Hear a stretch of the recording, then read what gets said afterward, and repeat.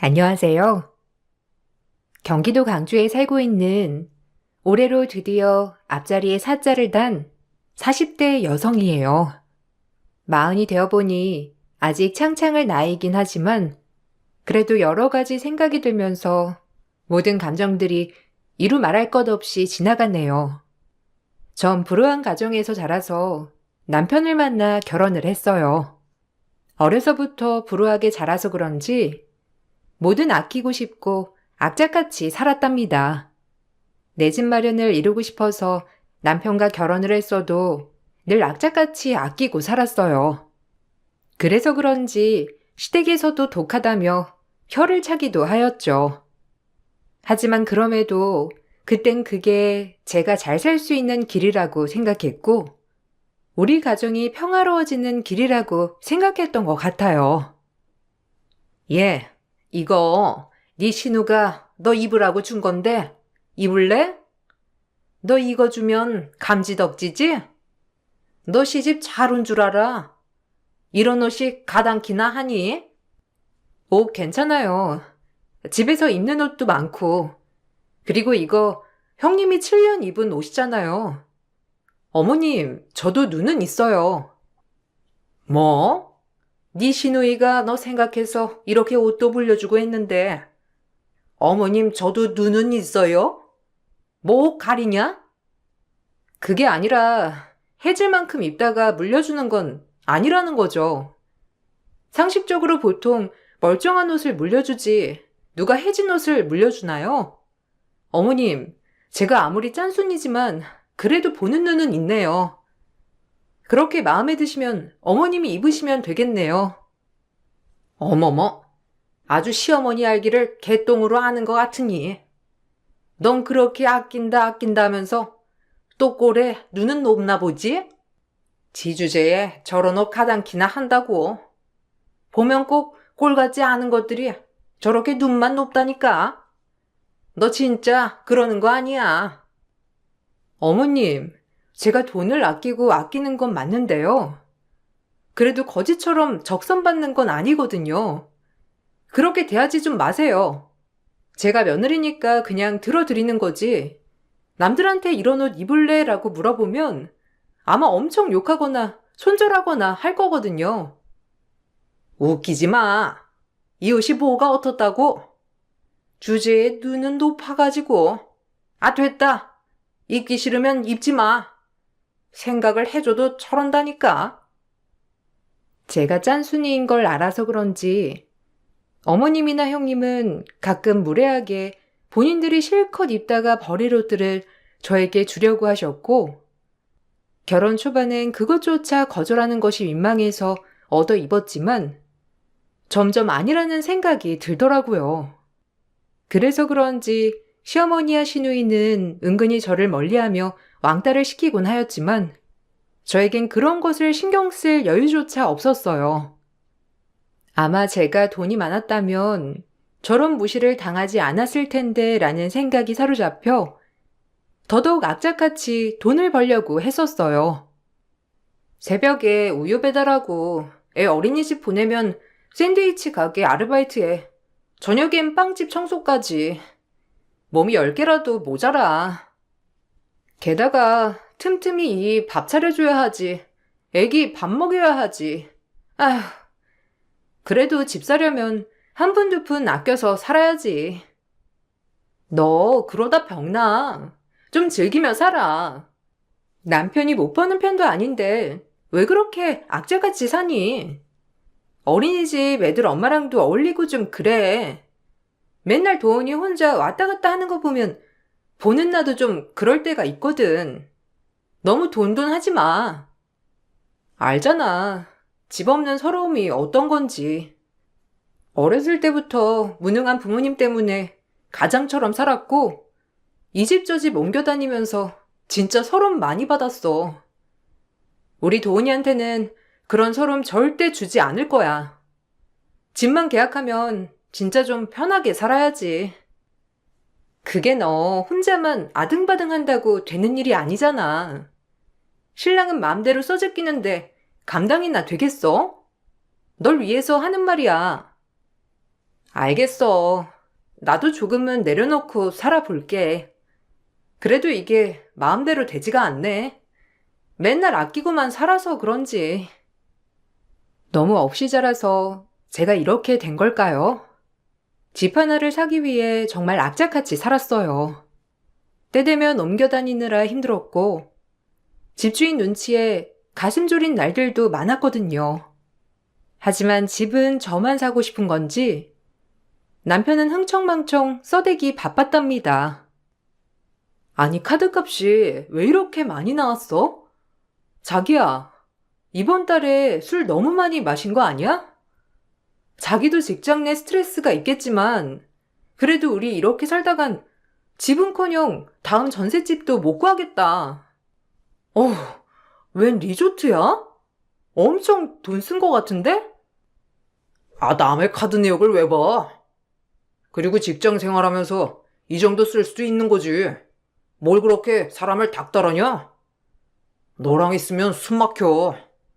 얼마나 부자처럼 산다고 그렇게 돈을 아껴? 나가 봐라. 여자들이 얼마나 꾸미고 다니는지. 누군 꾸밀 줄 몰라? 하고 싶은 거 다 하고 살면 어쩌겠어. 우리 이번 달에만 들어갈 돈이 엄청나. 그러니까 아끼고 살자. 그놈의 아끼잔 말 좀 그만해. 난 펑펑 내가 번 돈 쓰면서 즐기고 살 거야. 너처럼 구질구질하게 안 살 거니?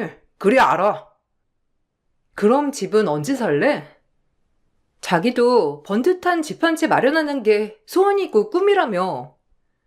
그래놓고 이제 와서 나한테 이래? 집이야 네가 아끼는 것만으로도 충분히 살 수 있는 거 아니야? 그러니까 나 좀 닥달하지 마라. 나 스트레스 쌓이니까. 뭐 숨 쉴 구멍은 줘야 나도 숨을 쉬지. 그리고 남의 거 함부로 보지 마. 아무리 부부라도 남은 남이잖아. 조심 좀 해줘. 섭섭하다, 남이라니. 그리고 이 정도 얘기도 못하냐? 알겠어. 자기 스트레스가 많이 쌓인 것 같은데 나가서 바람 좀 쐬고 와. 남편과의 삶의 방향성이 참 다르더라고요. 저처럼 억세게 살라고 강요하는 건 아니었지만 그래도 가족이니 저와 같은 생각을 가지고 살았으면 좋겠다고 생각했어요. 하지만 남편은 본인의 벌이보다도 씀씀이가 큰 사람이었기에 잘 맞지 않았었죠. 그러던 중 시동생은 결혼할 여자라며 동서를 소개해 주었고 시어머니는 동서의 뒷배경을 보자 입이 찢어져라 좋아하셨어요. 자산 규모 몇백억 원대의 외동딸이라고 했고 시동생과는 운명 같은 사랑에 빠져 결혼까지 약속했다고 말을 하더라고요. 저와 다른 삶을 살아온 동서가 부럽기도 했고 여유가 많을 테니 구김살도 없을 것이고 매일이 즐거울 것 같았거든요. 내가 무슨 복이 있어서. 하영아, 내가 정말 좋은 시어머니가 될 터이니 우리 모녀처럼 잘 지내보자. 편하게 대해줘. 네, 어머님 감사해요. 제가 이 집안 팍팍 밀어드릴 수 있도록 노력할게요. 저만 믿으시면 돼요. 땡 잡은 거랍니다. 아유, 그럼 당연하지. 내가 며느리 복이 없다고 그렇게 울고불고 다녔는데 너 같은 애를 만나게 될 줄을 누가 알았니? 아무래도 형님이 좀 기울긴 하죠? 얘기 다 들었어요. 지질이 없는 집에서 시집 온 거라고. 뭐 오빠가 본인 형수 궁상 맞다고 하도 얘기를 해서 좀 들었거든요. 근데 얘기 들어보니 궁상 맞을 수밖에 없는 환경이던데요? 여하튼 저랑은 안 맞지만요. 너랑은 차원이 달라. 걔 신경 쓸 일 절대 없다. 만약에 걔가 형님이라고 뭐 널 잡으려고 하면 나한테 말해. 혼내주마. 어머님은? 전 누구한테 져본 적이 없는 사람이에요. 모든 돈으로 해결하면 다들 깨갱하던데요? 형님도 그러시겠죠. 원래가 돈돈하는 사람이니 저한테 얼마나 잘 보이고 싶겠어요? 제 말만 잘 들으면 형님이 그렇게 궁상맞게 살 필요도 없는걸요? 우리 아들이 진짜 여자 하나 잘 만났다. 무슨 팔자길래 너 같은 애를 만났을까 싶어. 아, 나 돌침대 하나 있으면 좋을 것 같은데. 어머, 그래요? 제가 카드 드릴 테니까 이걸로 결제하고 침대 바꾸세요.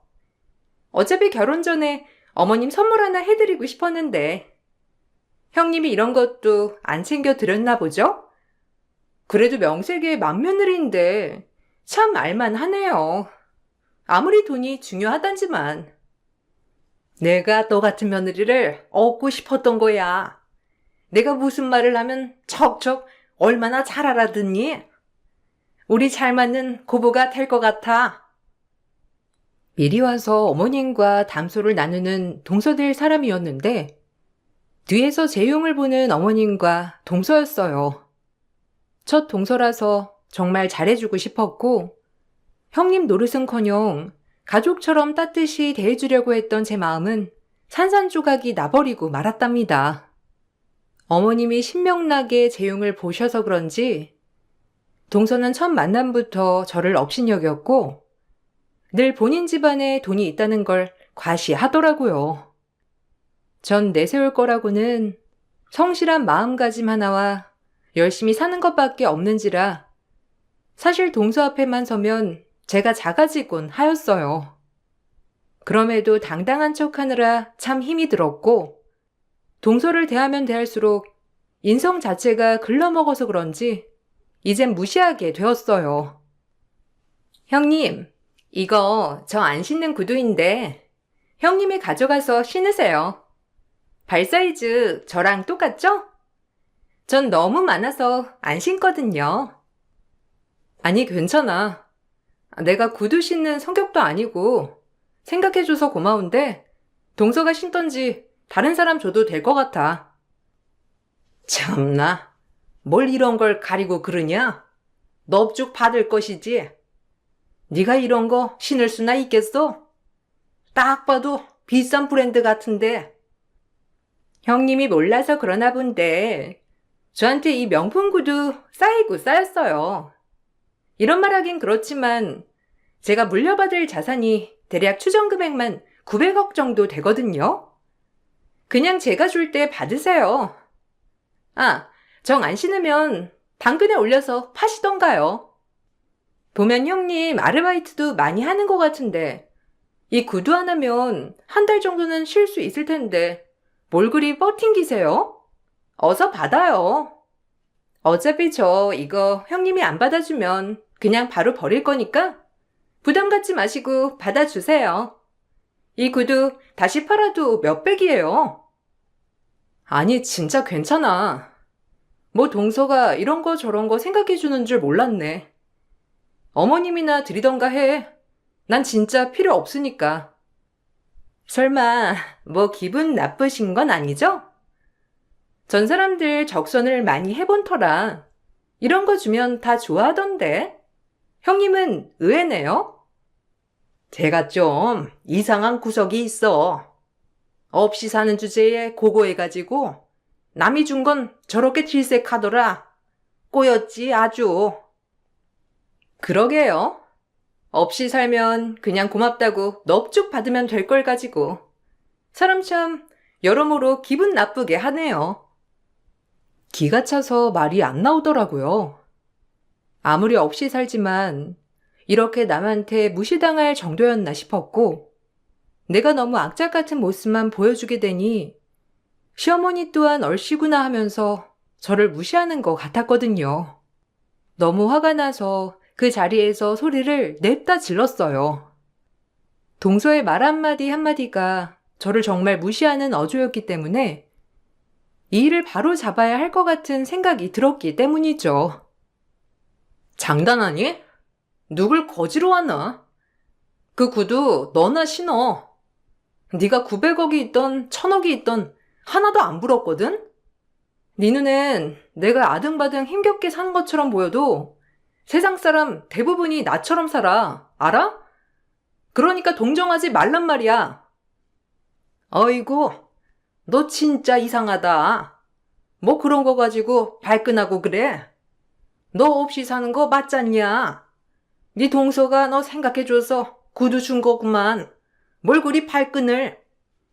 이래서 없이 사는 애랑 놀지 말라고 하는 게 성격도 이상해서 그러는 거야. 점점 이상하다니까. 어머님도 예전부터 자꾸 동서 앞에서 제 험담하시는데 그만 좀 하세요. 그렇게 따지면 이가 능력 없어서 이렇게 사는 거잖아요. 뭐라고? 너 지금 우리 아들 능력 없다고 그렇게 말하는 거냐? 아이고, 그래. 너 잘났다. 우리 아들 못나서 이렇게밖에 못 살게 해서 미안하네. 넌 잘나고 우리 아들은 못났다. 됐냐? 시건방진 것. 시애미를 아주 지아래로 보는 나쁜 것 같으니라고. 어머님, 걱정 마세요.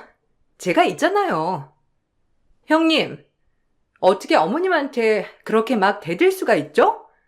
진짜 쌍스럽고 무식하네요.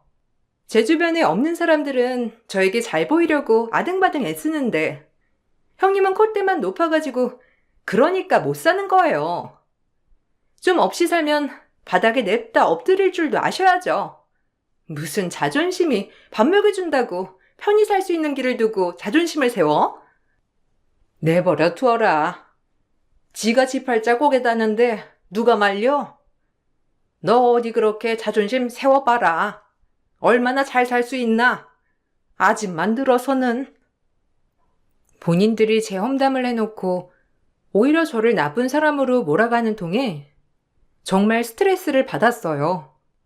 동서가 생긴 기쁨도 잠시, 저에겐 시집 식구가 하나 더 는 셈이었죠. 정신적으로 고되다 싶던 찰나에 남편은 외도를 하고 있었고, 그것도 저희 집 아파트 주차장에서 남편과 외도녀를 본 사람이 한둘이 아니더라고요. 남편에게 죽자 사자 따지자 돌아오는 대답은 처량했어요. 집에만 오면 돈돈거리는 와이프한테 여성으로서 매력이 있겠냐? 네가 자초한 거니까 그렇게 알아. 돈 아깝다고 꾸미길 하나, 화장을 하길 하나. 매일 그저 아르바이트 할 생각에 급급해가지고 마음대로 해. 네가 원하는 대로 해줄 테니까 이혼을 하든 말든. 미안하다고 해도 모자랄 판에 지금 내 탓으로 돌리는 거니? 그래, 잘난 것도 없는 게 남 탓이라도 해야 속이 시원하겠지. 나 혼자 아등바등 집마련하려고 할 때 넌 그렇게 뒤에서 돈 쓰면서 살았던 게 여자 만나느라 그랬던 거구나. 네 주제를 알아야지. 네 월급으로 여자가 가당키나 하니? 그 여자도 알아? 네 월급 콕딱지만한 거? 아마 모르고 만나는 거 아닐까 싶은데. 제 말엔 남편은 발끈했는지 제 뺨을 날렸고, 저도 그날 발동이 걸려 남편의 뺨을 날리고 걷어차 버렸답니다. 제가 이렇게 나올 줄 몰랐다는 식으로 남편은 줄행랑을 치더라고요. 그리고 급속도로 전 이혼 준비를 하였어요. 무능한 남편이랑은 살아도 인간 같지 않은 인간이랑은 살 수 없다는 판단하에 말이죠. 제가 이혼 준비를 한 와중에 시동생의 결혼 날짜가 다가오고 있었어요. 어차피 손절한 집구석이었지만 저희에겐 눈에 넣어도 아프지 않을 아이가 있었고 그 아이 때문에 할 도리는 하자 싶었죠. 너네 헤어지더라도 너 그래도 형수 노릇은 해야 할 거 아니냐? 우리 큰아들 옆에 아무도 없으면 사람들이 뭐라고 생각하겠냐? 이혼할 땐 하더라도 네 도리는 다 하고 마무리하도록 해. 알겠니? 그래도 살아온 세월이 있는데 망신살은 주지 말아야지. 어머님은 저보고 괜찮냐고 한마디도 하지 않으시네요. 그래요. 뭐 어차피 천군만마 같은 동서를 얻었으니 어머님이야말로 저에게 아쉬울 게 없겠죠.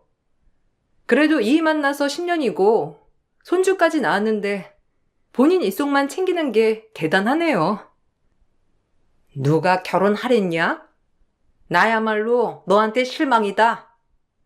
남자들 한 번씩 하는 바람 눈 감아주지는 못할 망정. 애를 죽자 사자 걷어찼다며? 역시나 우악스러운 게 진짜 대단해. 됐어. 잘 갈라서는 거야. 너랑 우리 아들은 애초에 짝이 아니었어.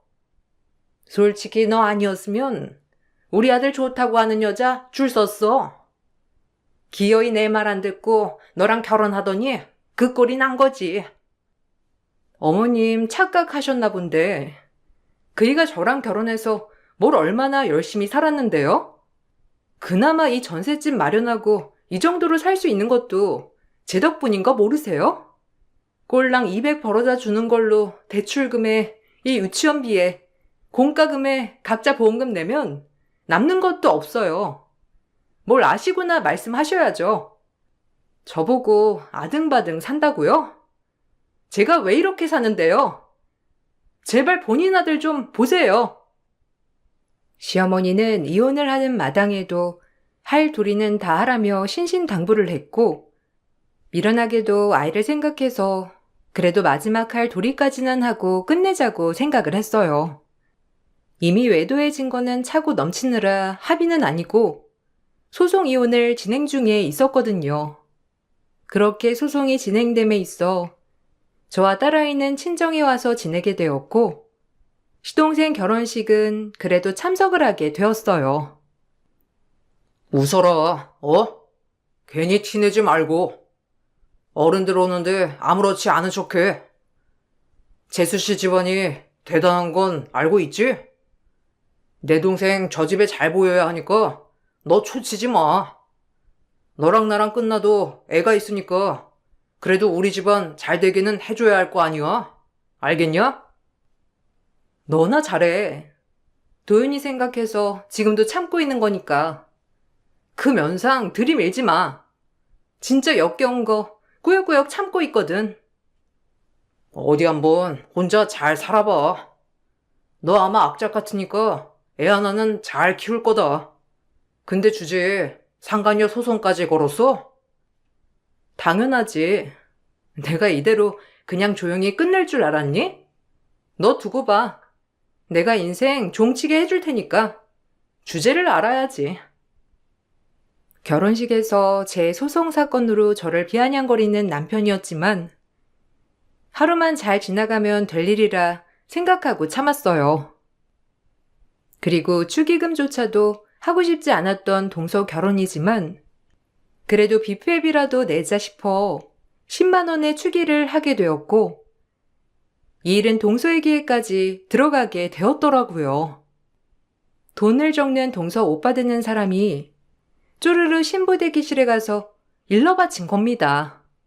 참 우스운 게 몇백억의 자산가라면서 그깟 축의금에 벌벌 떠는 동서가 기가 차면서도 어이가 없는 마음이 들더라고요. 거렁뱅이 년. 그럼 그렇지. 이제 형님도 아닌데 못난 짝으로 여길 기어와요? 저기요. 여기 이 사람 출입시키지 말라고 했잖아. 장난해요? 10만 원? 아이고, 아주 많이도 내셨네. 고마워서 눈물이 다 나네. 비렁뱅이 같으니라고. 뭐? 비렁뱅이? 자산이 몇백억이나 있다는 사람이 이렇게 축의금에 일희일비할 줄은 몰랐네. 어머님 성화에 못 이겨서 참석한 결혼식이고 밥값이나 내자 싶어 낸 건데 진짜 어이가 없어서 말이 안 나와.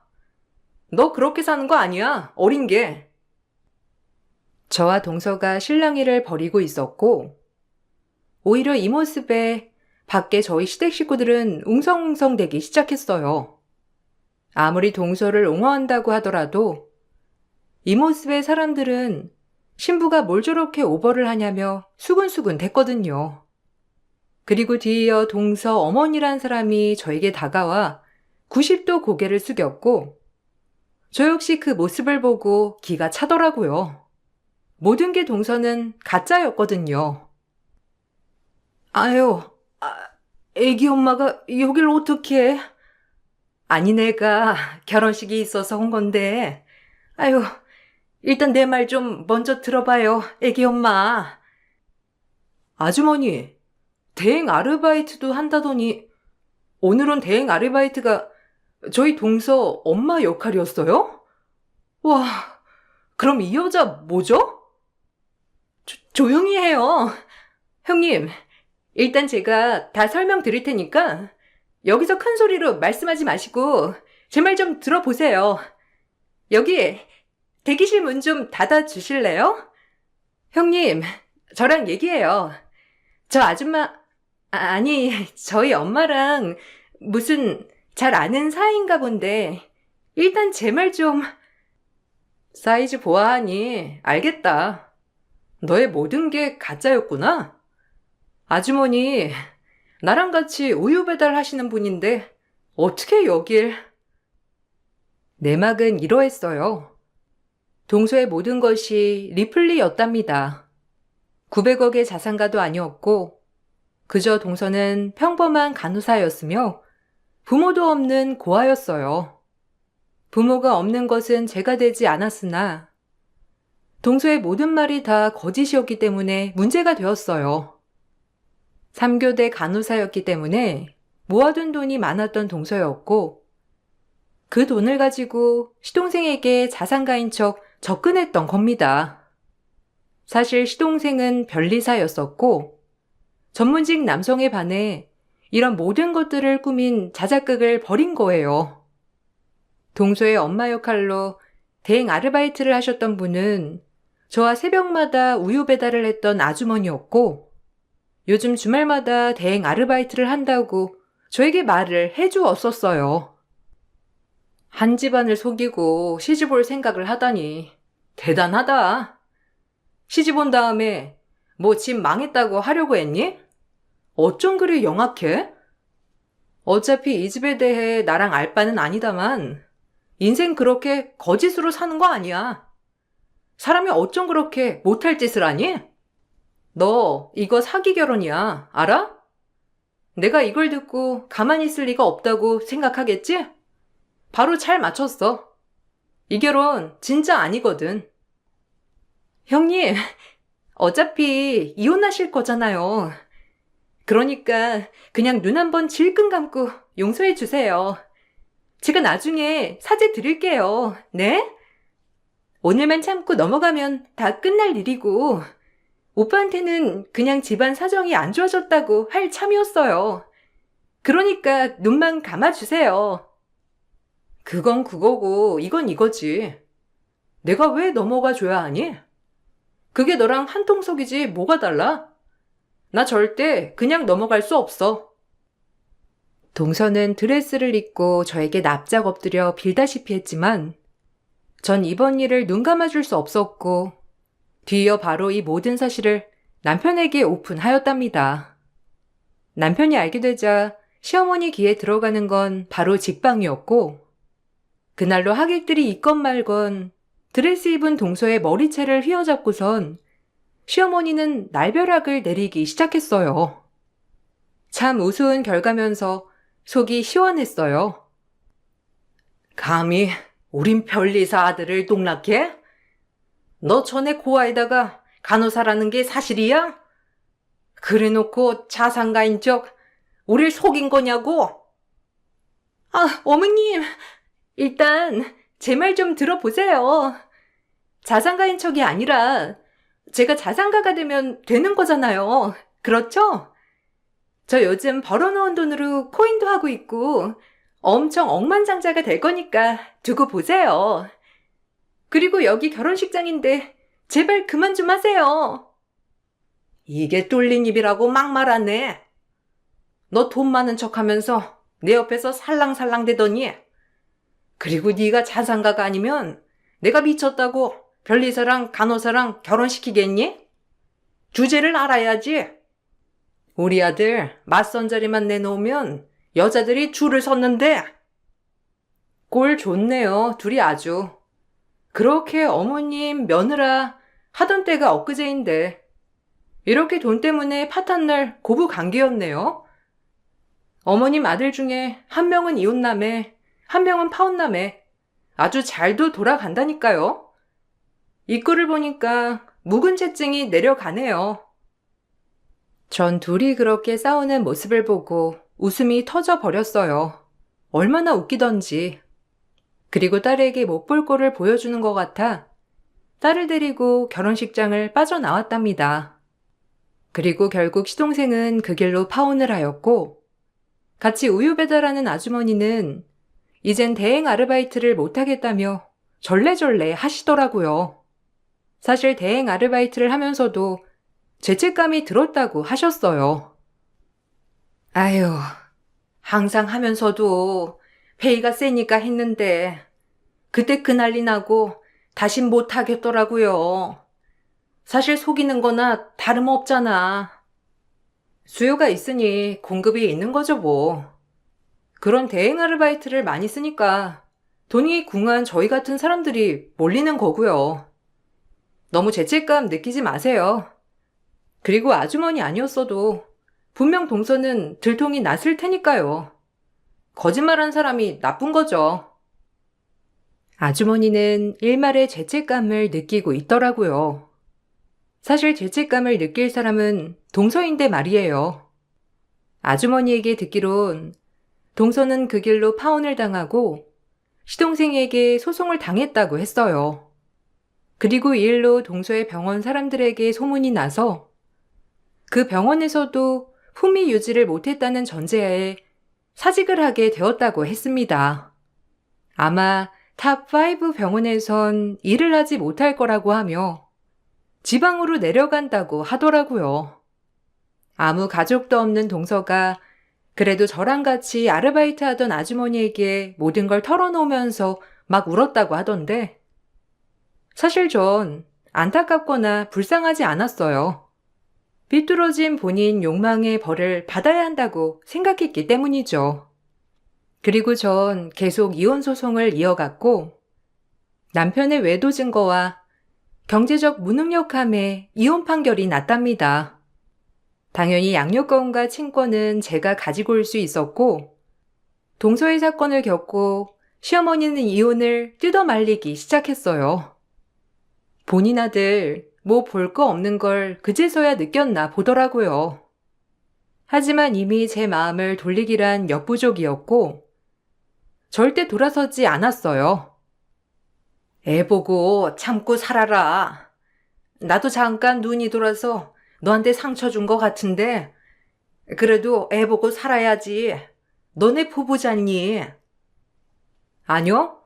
어머님은 어차피 저 같은 악착 같은 며느리보다 돈 많은 며느리가 좋잖아요. 어머님 아들 그렇게 잘났으니 어디 한번 돈 많은 며느리랑 제가 시키세요. 저도 이제 어머님 아들 먹여 살리면서 고생하고 싶지 않네요.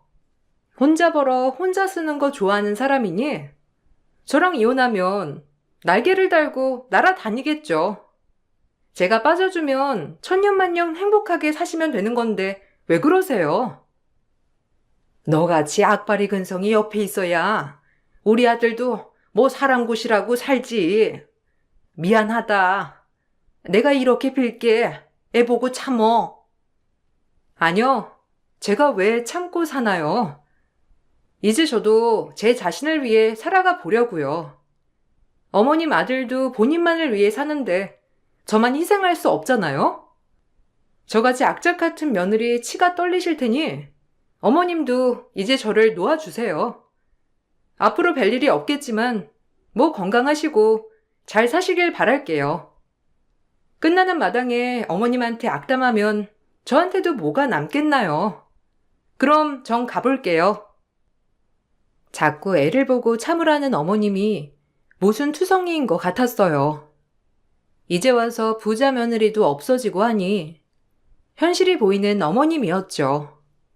뼈 빠지게 아르바이트해서 한 푼 두 푼 모아 전세금을 마련한 것도 나고 남편 월급으로 모자라니 생활비에 보탬이 되고자 돈 벌어서 어머님 용돈도 드리고 가정을 꾸려나간 것도 저였으니 어머님은 이제야 아차 싶었던 거예요.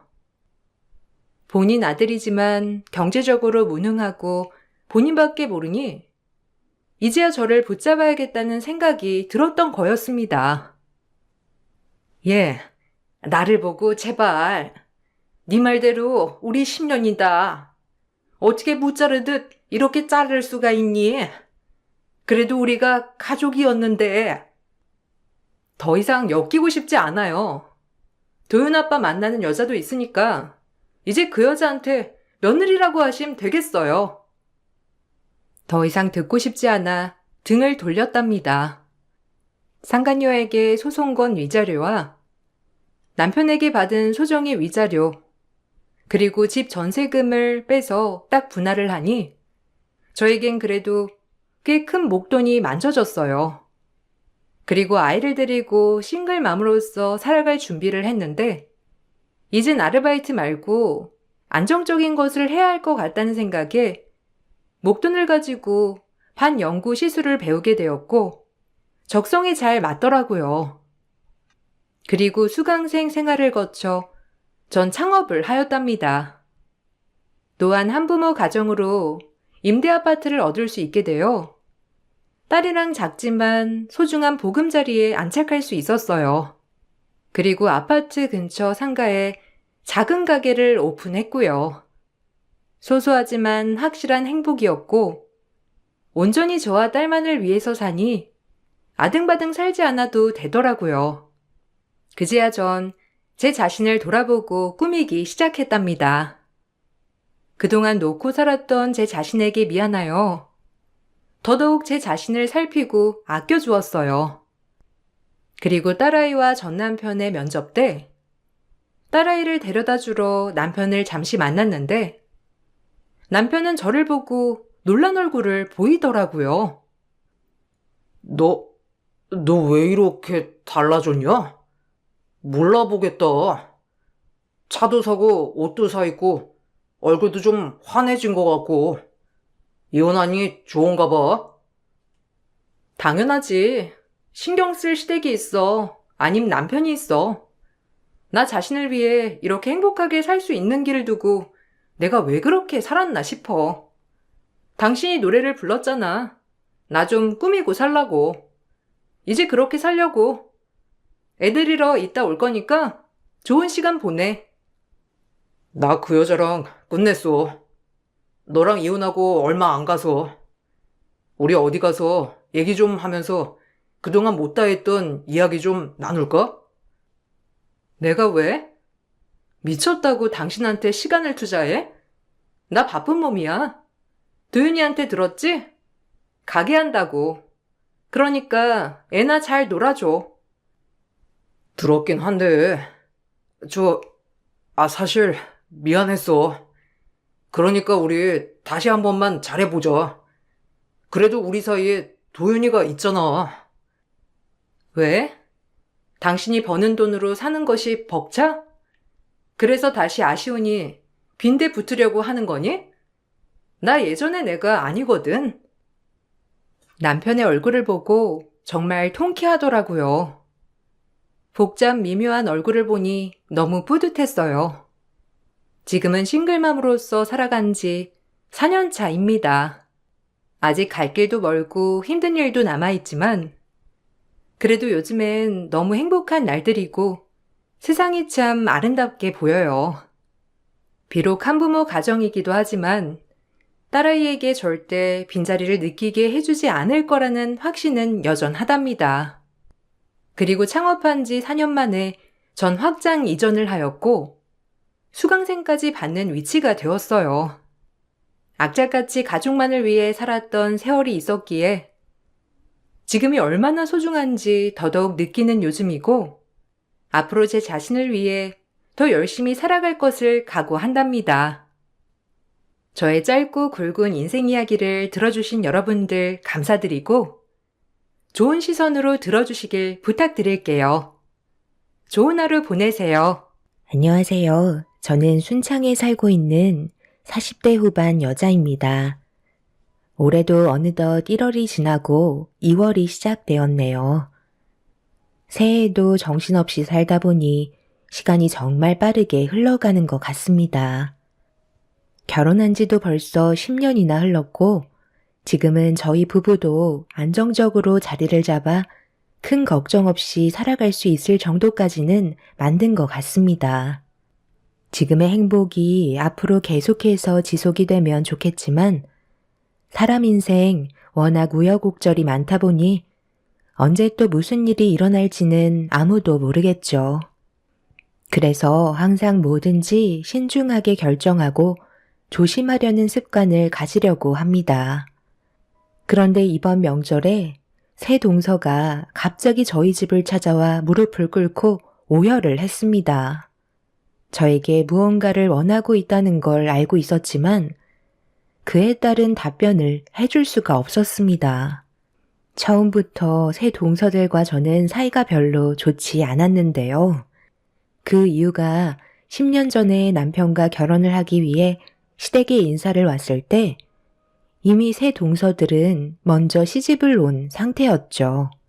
새 동서들이 워낙 마음이 잘 맞았는지 서로 주고받는 대화에 벽이 느껴지는 것 같지도 않았어요. 그런데 제가 인사를 오게 되면서 동서들이 보내는 경계의 눈빛을 볼 수 있었고 결혼을 반대하기까지 했었습니다. 아무래도 제가 맏며느리 역할을 하는 게 먼저 시집을 온 새 동서들은 그런 점에 대해서 마음에 들어하지 않는 것 같아 보였어요. 하지만 시부모님께서는 저와 남편과의 결혼을 허락해 주셨고 시댁 집안의 맏며느리 역할을 하게 되었던 거죠. 그래도 제가 먼저 새 동서들에게 마음을 열고 다가가면 좋은 관계를 형성하게 될 줄 알았지만 그건 제 생각이었을 뿐 새 동서들은 저를 따돌리며 서로만 뭉치는 모습을 보여주고 있었습니다. 그럴 때마다 기분이 좋은 건 아니었지만 그래도 손이 사람으로서 언제나 침착하게 행동했어요. 급할 필요 없다 생각했고 모든 건 시간이 해결해 줄 수 있을 거라는 확신을 가지고 있었습니다. 그렇게 시댁 식구가 된 이후부터 열심히 살아왔었는데 동서들의 잘못된 행동들을 쭉 지켜보셨던 시모는 결국 한마디 하셨고 그로 인해 새 동서들과의 관계는 더욱더 안 좋아지고 말았습니다.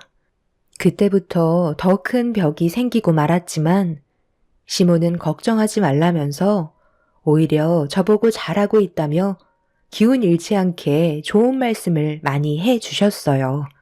그날 이후부터 저는 제 할 일 묵묵히 하면서 지내게 되었고 제가 오히려 동서들한테 신경을 끄고 생활하게 되니 오히려 동서들이 저에게 접근하기 시작했지만 좋은 의도로 가까이 오는 건 아니었어요. 제가 하는 모든 거에 불만을 가지고 있었습니다. 각자 사는 게 많이 바빴지만 새 동서들은 항상 자주 모임을 가지는 듯 보였고 시댁에 올 때면 제가 알 수 없는 무언가에 투자를 하고 있는지 쉬지 않고 대화를 주고받고 있었어요. 주방에서 일을 하면서 묵묵히 동서들의 말을 듣고 있었는데 넷째 동서가 자기들이 하는 대화를 제가 엿듣고 있는 게 상당히 불편했는지 불만을 털어놓기 시작했고 둘째 동서는 제가 무식해서 크게 상관없다고 옆에서 말해도 모른다며 아예 투명인간 취급을 하고 있었네요. 아무리 제가 가만히 있는다 해도 둘째 동서가 했던 발언은 그냥 넘어갈 수가 없었어요. 저를 따돌리고 자기들끼리 뭉치는 것까지는 좋은데 가만히 있는 저를 직접적으로 건드리는 건 참기 힘들었습니다.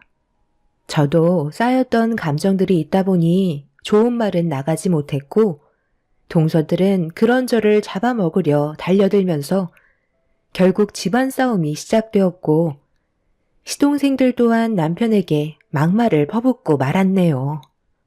그날 이후 한동안 얼굴을 안 보고 지내고 있었어요. 그런 모습을 지켜보고 계시던 시부모님께서 더 이상 안 되겠던지 모두를 한자리에 모으셨네요. 그리고 각자 속으로 가지고 있는 불만들을 전부 다 털어놓길 원하셨고 막내 동서가 먼저 입을 열었습니다. 저희가 왜 이렇게까지 하겠어요? 큰 아주버님이 아무리 나이가 있다 해도 무작정 결혼을 서두르시는 건 문제가 있었다고요. 어머님, 벌써 잊으신 건 아니시죠? 저 결혼할 때 어떻게 하셨어요? 모든 걸 다 따지셨잖아요. 저뿐만 그런 것도 아니고 둘째 형님, 셋째 형님도 마찬가지 아니었나요? 그런데 왜 첫째 형님은 며느리로 받아들이실 때 아무런 조건도 없이 그냥 받아주신 거죠? 솔직히 이 부분에 대해서 정말 많이 서운했고 어머님의 그런 행동들이 저를 더욱더 화나게 만들었다고요. 그래서 큰형님과 좋은 관계를 유지하고 싶지 않았어요. 이 점에 대해 어떻게 생각하세요? 넷째 너는 지금 그게 문제가 된다고 생각하니? 너는 지금까지 부족함 없이 잘 살아왔잖아. 그래서 당연한 절차를 거친 것뿐이고 둘째, 셋째 며느리 또한 빠지는 것 없이 정상적인 삶을 살아왔으니 남들 다 하는 거 한 것뿐인데 그게 뭐가 잘못됐다는 거야? 그와 반대로 첫째 며느리가 살아온 환경은 어떠니? 부모님이 일찍 돌아가시고 가족은 하나도 없어서 그동안 혼자 외롭게 살아왔는데 그 삶이 얼마나 힘들었을지 너희들이 조금이라도 생각해 봤니? 나도 첫째 며느리처럼 과거에 부모님이 일찍 돌아가셔서 정말 힘겹게 살아왔었다. 내가 그런 마음을 잘 알고 있기 때문에 내 아들과 결혼을 한다고 했을 때 열심히 살고자 하는 모습이 보여서 결혼을 허락한 건데 그게 가족들과의 싸움으로까지 번질 정도로 잘못된 거야? 내 아들이 좋은 여자를 만나 결혼을 하겠다는데 너희들이 뭔데 반대를 하는 건데 내가 너희들이 결혼하겠다고 인사 왔을 때 반대한 적이 있었어?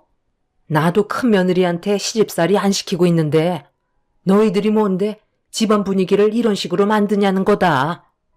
가족의 구성원이 되었으면 좋던 싫던 서로 얼굴은 붉히지 말고 살아야지. 자주 보는 것도 아니고 어쩌다 가끔 얼굴 보는 걸 가지고 이런 식으로 난리를 치면 되겠어? 나이들 먹을 만큼 먹었으면 어른답게 행동을 해야지.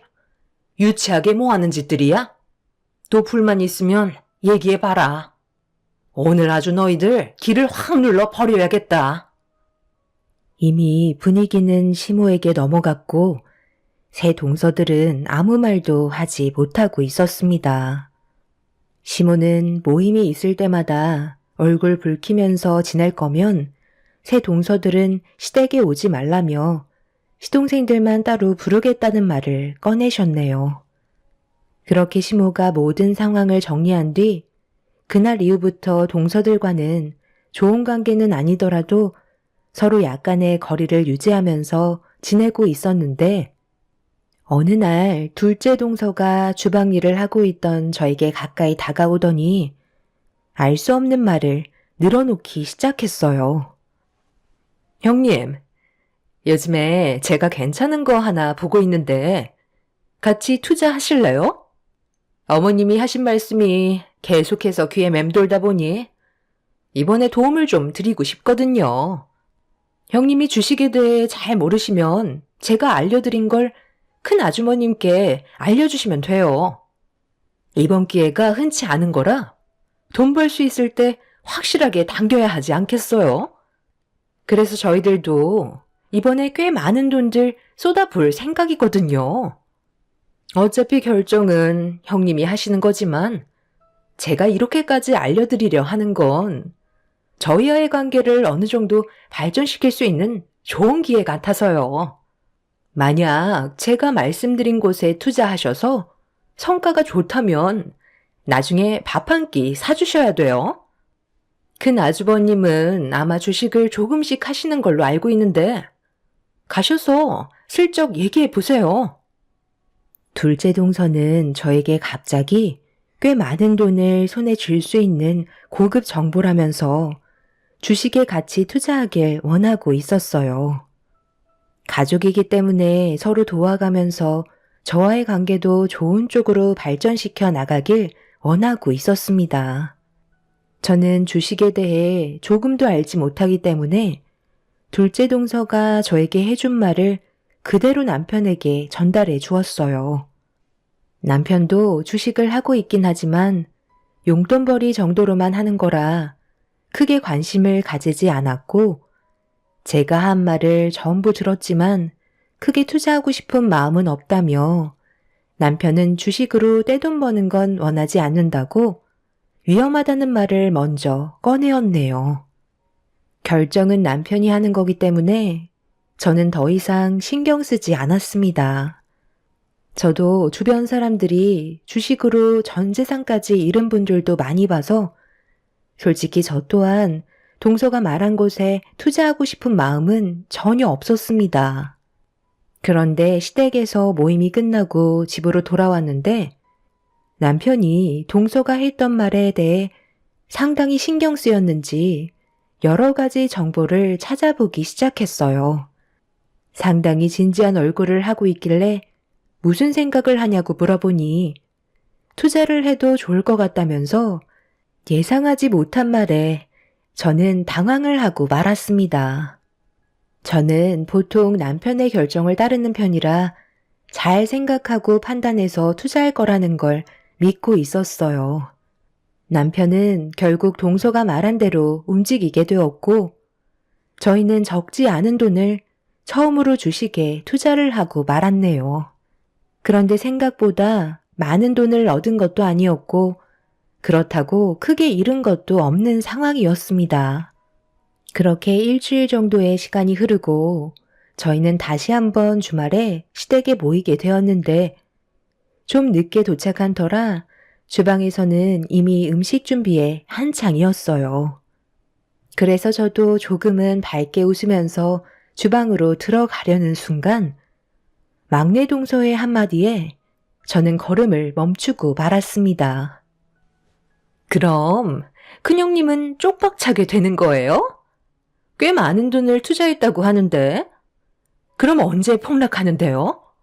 제가 보니까 그냥 유지만 하고 있던데 확실하게 망하는 거 맞죠? 형님이 제일 잘 알고 있긴 하지만 우리도 같이 투자한 걸로 알고 있을 텐데 뭐라고 하시게요? 그 종목이 투자하기에는 위험하다는 걸 알고 있기 때문에 저희는 건들지도 않고 있는 거잖아요. 뭐가 걱정이야? 어차피 투자는 자기 선택이잖아? 우리도 같이 하고 싶었지만 확실한 마음의 결정을 내리지 못해 투자를 취소했다고 하면 되잖아. 미끼를 덥석문 본인들 잘못이지. 이번 기회에 확실하게 무너뜨려야 고개도 못 들고 다닐 거 아냐? 동서, 지금 뭐라고 그랬어? 방금 한 말 사실이야? 나한테 지금 거짓 정보를 알려준 거냐고. 왜 말을 못하는 거지? 우리는 그래도 동서를 가족이라고 생각했기 때문에 믿고 그곳에 투자를 한 건데 우리 집안을 쪽박차게 만들 작정이었던 거야? 그게 왜 제 잘못이죠? 형님도 돈을 벌고 싶어서 제가 한 말을 진지하게 받아들인 거잖아요. 투자는 결국 본인의 선택이고 자유라고요. 어차피 잃은 것도 없는데 제가 욕먹을 이유는 없는 거죠. 제 말이 틀렸나요? 저는 둘째 동서의 말을 듣고 서둘러 남편에게 달려가 이 사실을 전부 알렸고 남편은 저를 안심시키며 걱정하지 말라고 불안에 떨고 있는 모습보단 오히려 긍정적인 모습을 보여주고 있었어요. 한순간에 모든 돈을 잃게 될 수도 있는 건데 저만 불안해하는 것 같아 걱정을 하고 있었지만 남편은 평온함을 유지하고 있었습니다. 동서들은 주방에서 저를 보며 깔깔거리고 웃고 있는데 저희 집안까지 무너뜨리려고 행동하려는 모습에 너무 큰 실망을 하고 말았습니다. 그날 이후 더 이상 새 동서들과는 엮이지 말아야겠다는 마음이 확고하게 세워지면서 나중에 무슨 일이 일어나던 동서들이 저희 부부에게 도움을 요청했을 땐 절대 도와줄 생각이 없었습니다.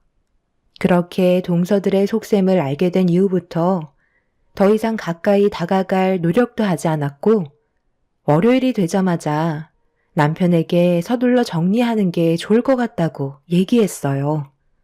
그런데 남편은 저에게 알 수 없는 그래프 하나를 보여줬고 동서가 저희가 무너지길 원해서 알려준 투자 종목이 상승하기 시작하면서 기하급수적으로 그래프가 올라가기 시작했습니다.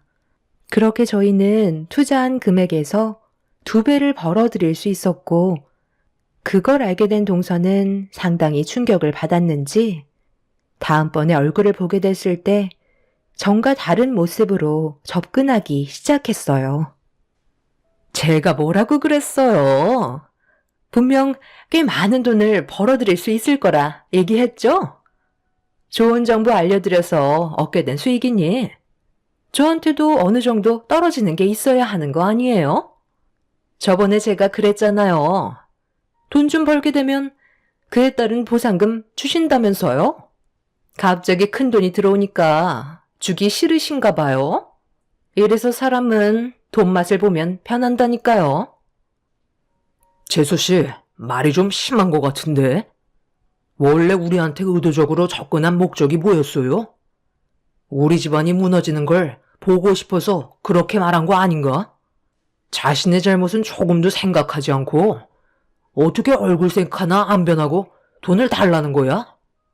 처음부터 진심으로 우리가 잘 되길 바라는 마음에서 접근했다면 재수 씨가 말하지 않아도 고마운 마음에 알아서 챙겨주지 않았을까요? 그래서 지금 냉전 한 푼 주지 않겠다는 거예요? 결과만 좋으면 되는 거지. 괜히 주기 싫으니까 이유 붙이는 거 아니에요? 만약 반대로 생각해봐. 동서가 투자하라는 곳에 많은 돈을 넣었는데 잃게 됐으면 그땐 뭐라고 했을 것 같은데? 투자는 자기 선택이니 어쩔 수 없는 결과였다면서 금전적으로 손해본 우리를 도와줬을 것 같아? 처음부터 나한테 접근한 의도가 잘못됐잖아. 새 동서들은 의도했던 거와 다르게 저희가 잘 되자 상당히 배아파하고 있었어요. 사람은 악의적인 마음을 품게 되면 잘 되던 일도 안 된다는 걸 동서들을 통해서 확실하게 알 수 있었죠.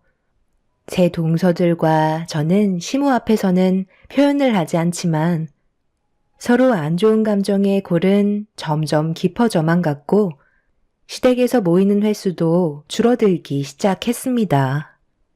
차라리 얼굴 안 보고 지내는 게 좋을 것 같다고 각자가 판단하게 된 거였죠.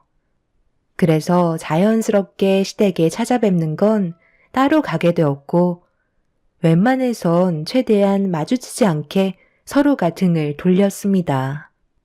이런 생활이 반복이 되면서 살아오다 보니 가족의 의미도 없어졌고 시모는 서로 등 돌리고 사는 모습을 더 이상 보고만 있을 수 없으셨는지 돌아오는 명절날 모두에게 할 말이 있다며 한자리에 모이게 만드셨어요.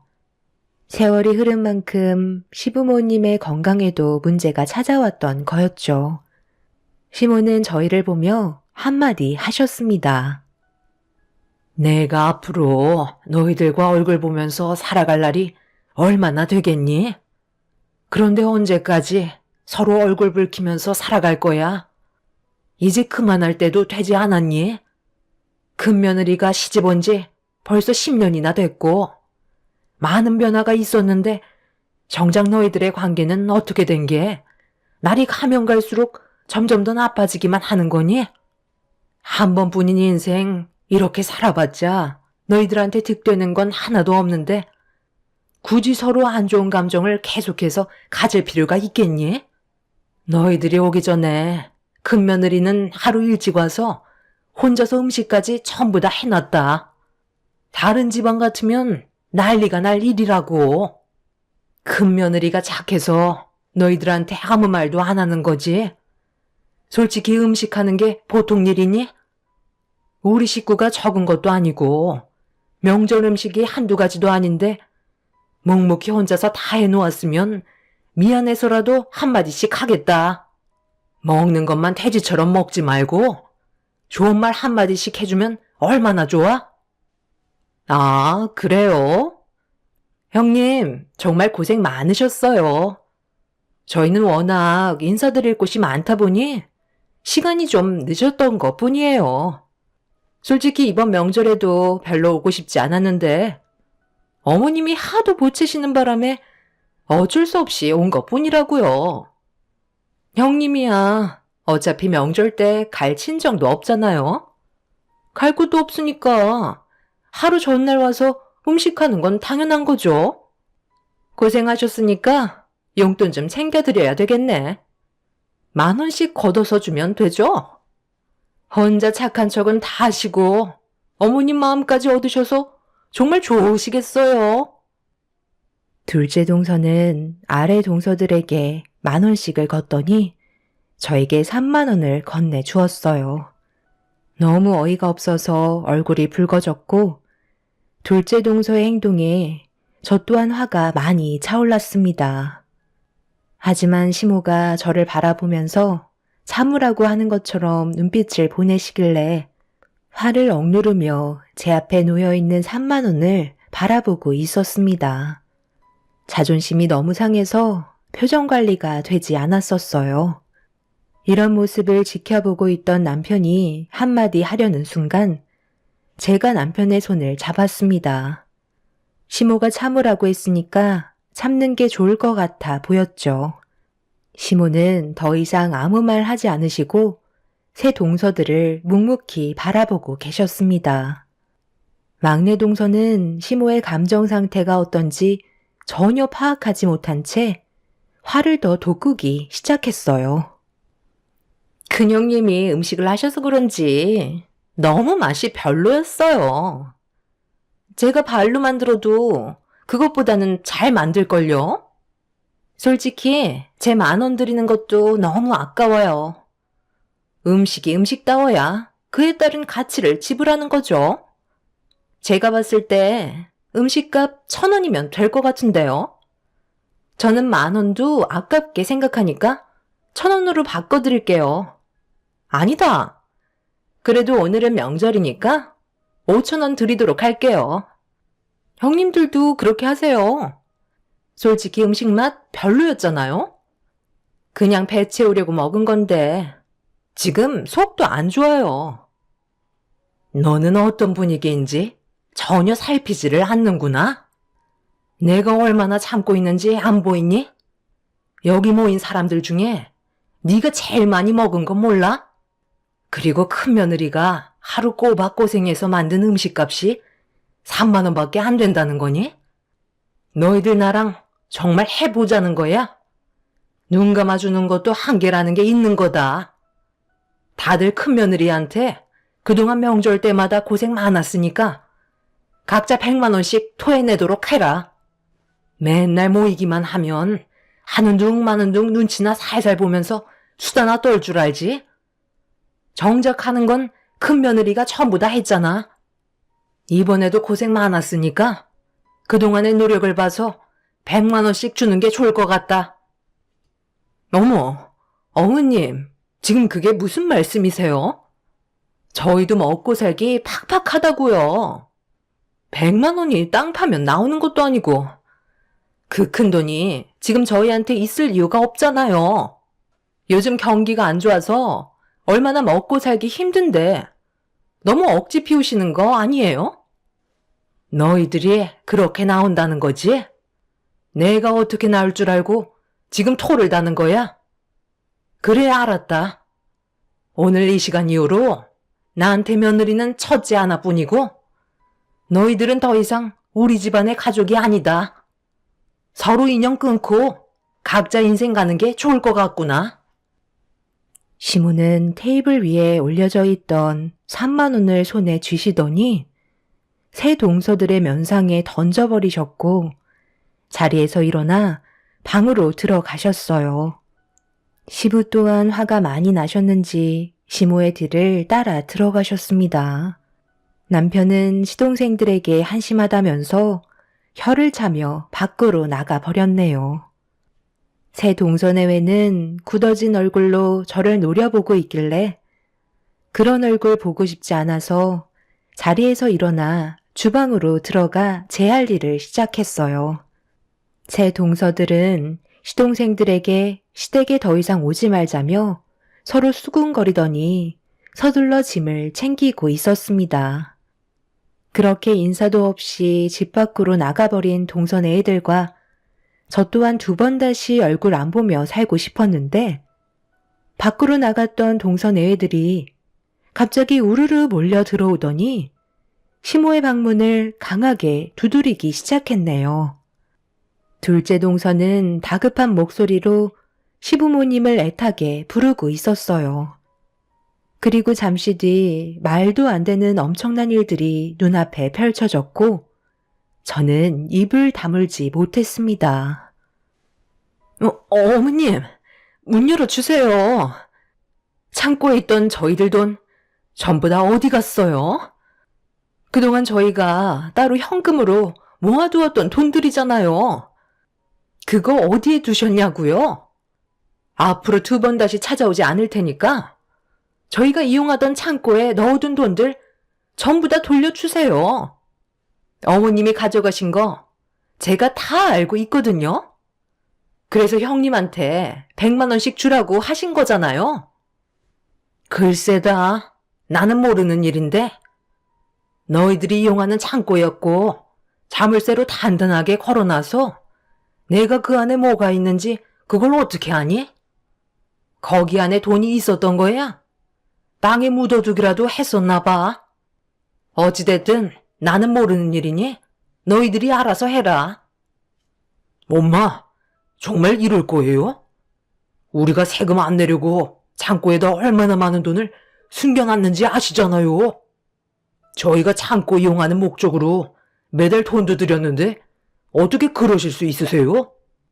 그 돈 없으면 저희 정말 큰일 난다고요.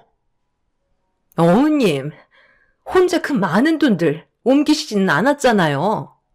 분명 아버님도 같이 옮기셨죠? 창고에 지폐 한 장 없이 텅텅 비어 있다고요. 그 안에 저희가 모아둔 현금만 30억이 넘는데 그거 없으면 쪽박 차는 건 시간 문제라고요. 제발 부탁드릴게요. 큰형님한테 100만 원씩 주면 되는 거잖아요. 앞으로 좋게 해결할 테니까 창고에 쌓아두었던 돈 다시 돌려주세요. 어머님 믿고 맡긴 돈들이었는데 이런 식으로 배신하는 게 어디 있어요? 국세청에서 세금 조사 나오는 거 피하려고 어머님 댁에 숨겼는데 어머님이 그 돈을 홀라당 가져가시면 저희 정말 큰일 난다고요.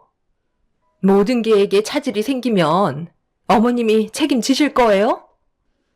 그게 왜 내 책임이니? 나는 너희들한테 돈을 받고 창고를 이용하게 해준 것밖에 없는데 그 안에 얼마나 있었는지 그런 건 나는 전혀 모르는 일이다. 그리고 그 돈들은 당연히 세금으로 나가야 될 돈이면 너희들 것도 아닌 거잖아. 좀 제대로 살면 안 되겠니? 이런 식으로 잔머리 굴린다고 국세청에서 모를 것 같아? 어찌됐든 나는 전혀 알지 못하니까 너희들이 찾아봐라. 그러게 애초부터 마음씨가 고왔으면 이런 일도 생기지 않았지. 너희들이 분명 인연 끊겠다고 했으니까 2번 다시 찾아오지 마라. 새 동선애회들은 정상적으로 세금을 납부해야 되는 돈들을 다른 방향으로 현금화를 해서 자택에 숨기지 않고 시댁의 창고를 빌려 그곳에 돈을 숨기고 있었어요. 새 동서들은 항상 모든 일이던 함께 했었기 때문에 모아둔 돈도 비슷해 보였습니다. 그런데 그 돈이 하루아침에 어디로 갔는지 알 수가 없게 되자 집안은 난리가 나고 말았죠. 시부모님께서는 절대 모른다는 말뿐이셨고 방문도 열어주려 하지 않으셨어요. 한참 동안 시부모님을 설득시키려 했던 새 동선의 애들은 결국 눈앞에서 큰돈이 사라지게 되자 이성을 잃어버렸고 돈을 찾겠다고 난리를 치고 말았습니다. 그런데 잠시 뒤 경찰분들이 시댁으로 찾아오셨어요. 시모가 동서내외가 난리를 치자 신고를 한 듯 보였습니다. 동서들은 자신들이 걸리는 게 있다 보니 아무 말도 하지 못한 채 경찰들의 제재를 받아 결국 본인들의 집으로 돌아가고 말았습니다. 그제서야 방문을 열고 걸어 나오신 시몬은 아수라장이 되어버린 집안을 정리하고 계셨습니다. 남편은 시모에게 창고에 정말 돈이 있었냐고 물어봤지만 아무것도 모른다는 말만 반복하셨네요. 그날 이후 새 동서와 시동생들은 매일같이 찾아왔지만 아무것도 얻지 못했고 더 이상 집 안으로 들어올 수도 없었습니다. 새 동서들은 많은 돈들을 숨길 만한 곳이 한정되어 있다며 집 주변을 샅샅이 뒤지면서 땅까지 파헤치기 시작했어요. 나중에는 포클레인까지 동원해서 집마당을 쑥대밭으로 만들어 버렸죠. 하지만 동서들이 창고에 숨겨두었던 돈은 절대 찾지 못하고 있었네요. 결국 새 동서내외들은 자신들이 선택한 행동에 대해 후회하며 땅을 치고 있습니다. 둘째 동서는 시모에게 원하는 게 뭐든 말만 하면 전부 다 들어주겠다고 했지만 시모는 둘째 동서의 말을 들으려 하지 않았어요. 그렇게 지금까지 새 동서내외들은 시부모님께 절절매며 돈을 숨겨놓은 곳을 발견하기 위해 애쓰고 있습니다. 그런데 이번 명절에 새 동서가 저희 집에 찾아와 무릎을 꿇었어요. 그리곤 오열을 하며 그동안 했던 잘못에 대해 용서를 구했습니다. 제가 시모를 설득시켜줘야 돈을 받을 수 있을 거라 생각한 것 같았어요. 새 동서들은 세무조사가 이루어지면서 압류 스티커까지 붙어져 버린 상태로 일이 더 커져 버린 상태라 발등에 불이 붙어버려 하루빨리 해결을 하고 싶어 했습니다. 하지만 시모 또한 저에게 아무 말도 하지 않으셨기 때문에 제가 도와줄 수 있는 건 아무것도 없었네요. 그런데 넷째 동서가 무릎을 꿇고 있다가 핸드폰을 들더니 시모에게 영상통화를 시도했고 본인들이 잘못을 뉘우치고 있다는 걸 보여주고 있었습니다. 하지만 시모는 아무 말도 하지 않으시곤 전화를 끊어 버리셨네요. 단체로 쪽박을 차버린 동서들은 땅을 치며 후회하고 있습니다. 그리고 며칠 전에 시모에게 전화가 왔는데요. 새 동서들의 돈을 가져간 게 맞다며 처음에 창고를 빌려줬을 때는 용도의 목적을 몰랐는데 일부러 세금을 내지 않으려고 숨겼다는 걸 알게 되면서부터 괘씸한 마음이 들었고 그래서 돈을 숨겼다는 말을 듣게 되었습니다. 그리고 조만간 국세청에 신고를 하게 될 텐데 그에 따른 포상금이 대략 최대 10% 3억 정도 나오면 그 금액 전부를 새 동서들이 보는 앞에서 저에게 주겠다고 하셨네요. 새 동서들이 앞으로 후회하면서 살아갈까요? 본인들의 욕심을 채우려다가 오히려 당한 꼴이 되어버렸네요. 참 안타까울 뿐입니다. 제 사연 들어주신 분들, 가족들과 언제나 화목하게 지내시길 바랍니다. 남는 건 가족밖에 없는 것 같네요. 감사합니다. 안녕하세요. 저는 60대 중반 여자입니다. 적은 멀리 있는 게 아닌 가까이 있다는 말이 있던데 저도 이번에 그런 비슷한 경험을 하게 되었네요. 그동안 저를 어떻게 생각하며 살아왔었는지 이번 일을 통해서 확실하게 알 수 있었습니다. 저희 집안에는 천하에 둘도 없는 효부인 며느리가 들어와 함께 살고 있었는데요. 양가 집안이 그렇게 넉넉한 편은 아니었고 워낙 없이 시작을 했던 터라 빚을 내서 집을 해결하는 것보다 저희 집에 방 하나가 여유가 있어 일단 며느리가 들어와 살기로 결정하게 되었죠. 이것도 제가 먼저 의견을 낸 게 아닌 제 아들과 며느리가 선택한 거라 받아들이게 되었습니다. 빚 없이 시작한다는 게 쉬운 것도 아니지만 어느 정도 여유 자금이 모였을 때 분가하기로 결정을 했었습니다. 둘이 열심히 사는 모습 보기 좋아 저 또한 최대한 많은 것들을 도와주고 싶었어요. 그런 제 마음을 며느리도 잘 알고 있는 건지 저에게 정말 잘했었고 관계가 나쁘다고 생각해 본 적 전혀 없었습니다. 주위에서는 딸 같은 며느리 얻기 정말 힘들다며 저를 부러워할 정도였어요. 제가 즐겨 듣는 이 채널의 사연들 중에서도 시어머니와 며느리 간의 사이가 별로 좋지 않아서 안 좋은 상황으로까지 이어지게 되는 결과들이 많아서 이해할 수가 없었죠. 같이 웃으면서 사는 게 어려운 것도 아닌데 왜 이렇게 서로 헐뜯고 사는 건지 알 수 없었습니다. 그런데 저에게도 생각지도 못한 일들이 눈앞에 펼쳐져서 상당히 당황스러웠네요. 처음에는 어느 정도 자금이 모였을 때 분가하는 거였는데 살다 보니 서로 적응을 해보려서 그런지 1, 2년은 그냥 지나가더라고요.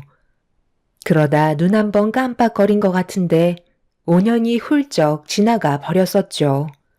워낙 서로에 대해 잘 알게 되었고 손발 호흡이 너무 잘 맞아서 5년이 지난 시점부턴 아들네가 분가를 한다는 게 상상이 되지 않을 정도로 며느리의 성격은 저와 정말 잘 맞는 것 같았어요. 그렇게 잘 지내오던 어느 날 모두가 함께 모여 저녁 식사를 마치고 후식으로 과일을 먹고 있을 때 며느리가 웃으면서 입을 열었어요.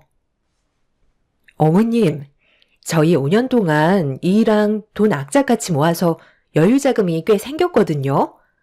그래서 이참에 사업 한번 해보려고 생각 중이에요. 그런데 저희끼리 결정하는 것보다 아버님, 어머님 의견도 들어보고 싶어서요.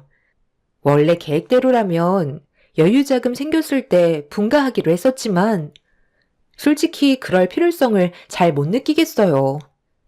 아버님, 어머님께서 너무 잘해주시고 저도 이 생활에 완전 적응이 돼버려서 따로 나와 새롭게 다시 시작한다는 게 쉽지 않을 것 같거든요. 그래서 차라리 그동안 모은 돈으로 사업을 해보는 게 어떨지 고민이 되더라고요. 이 사람이랑 대화하다 보니까 저와 같은 생각을 하고 있더라고요. 5년 동안 모은 돈으로 빚 없이 제대로 된 집 하나 마련하는 것도 아닌데 차라리 그 돈으로 사업을 해서 좀 더 삶의 질을 향상시키는 게 좋을 것 같다는 결정을 하게 됐어요. 나야 반대할 이유가 뭐가 있니? 너희들이 어떤 결정을 하던 우리는 언제나 뒤에서 응원해 줄 거고 뭐든 잘 됐으면 하는 바람이다. 그래서 어떤 사업을 할 건데? 쉽게 벌은 돈도 아니고 둘이 힘들게 땀 흘려서 벌어모은 돈이니 뭐든 신중하게 진행했으면 좋겠다. 너희들이 다니던 회사도 꽤 오래돼서 안정적인 월급이 들어오잖아. 아들내외는 이미 사업에 대해 진지한 고민을 하고 있었는지 앞으로의 방향성을 다른 시각으로 바라보고 있는 것 같아 보였어요. 열심히 벌은 돈으로 집을 구하는 게 아닌 사업을 시작하는 것도 나쁘지 않은 방법이긴 하지만 걱정이 되긴 했었죠. 자칫 미끄러지기라도 한다면 적자를 면하지 못할 테고 그렇게 된다면 결국 빚이 생기는 거기 때문에 최대한 신중할 필요가 있었습니다. 며느리는 걱정하지 말라고 정말 잘할 수 있다는 자신감 넘치는 목소리로 저희 부부를 안심시켜 주었어요. 아무래도 아들 내외는 아이가 태어나면서부터 좀 더 돈에 대한 욕심이 생긴 듯 보였습니다. 앞으로 자식한테 들어갈 돈이 적지 않기 때문에 여러 가지로 생각이 많아 보였어요. 저도 그런 아들 내외의 상황을 모르는 건 아니라서 최대한 힘 닿는 데까진 많이 도와주고 있었습니다.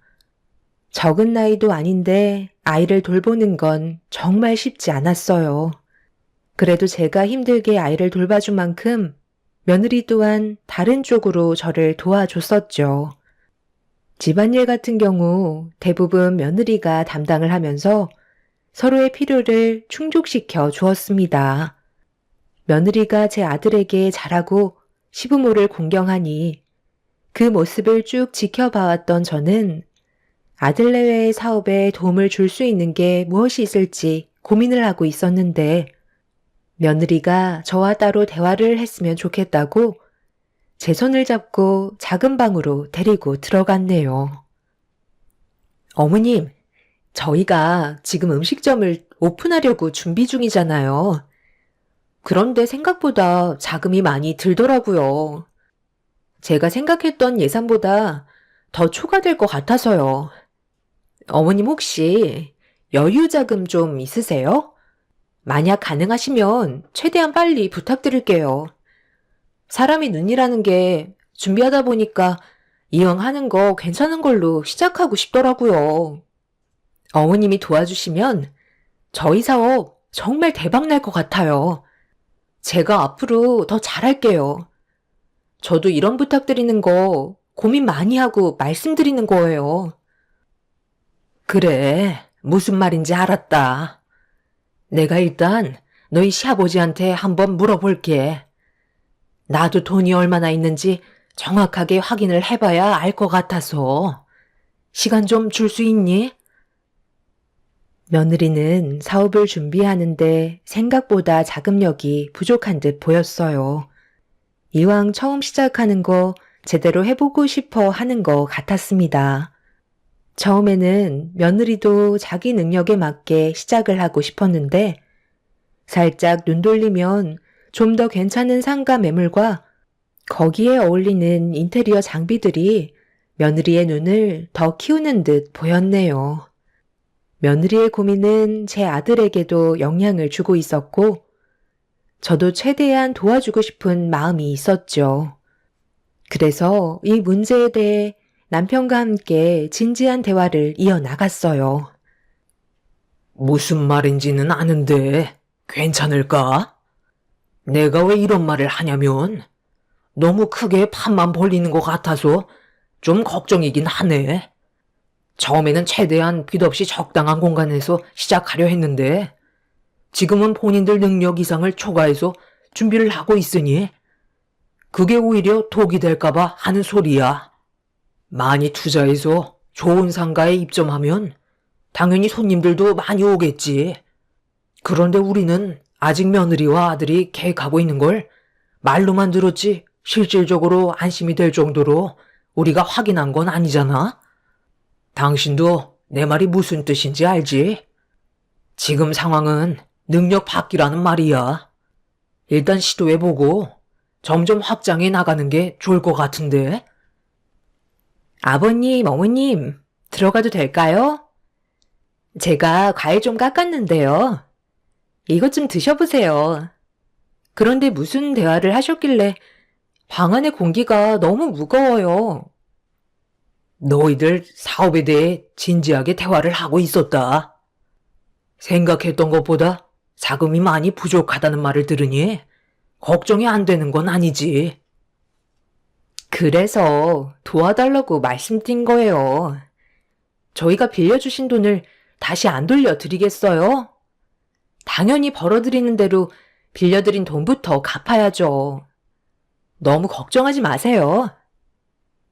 며느리는 무조건 성공할 수 있다며 부족한 자금을 빌려달라고 재촉하기 시작했어요. 그리고 잠시 뒤 아들도 저희 방에 들어와 며느리와 같은 의견을 내세웠죠.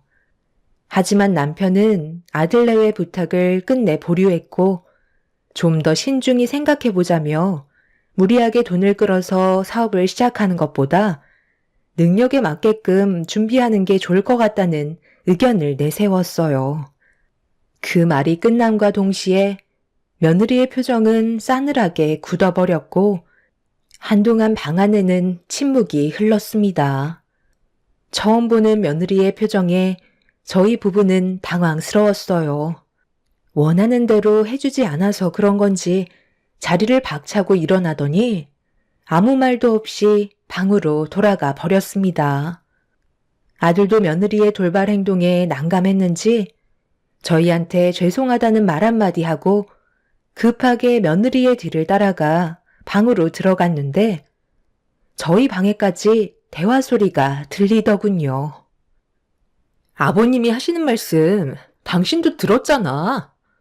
우리를 도와주지 않겠다고 하시는 거 봐놓고도 그런 말이 나와? 지금 내가 흥분 안 하게 생겼어?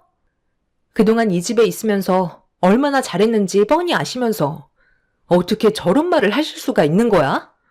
나는 아버님한테 정말 많이 실망했어.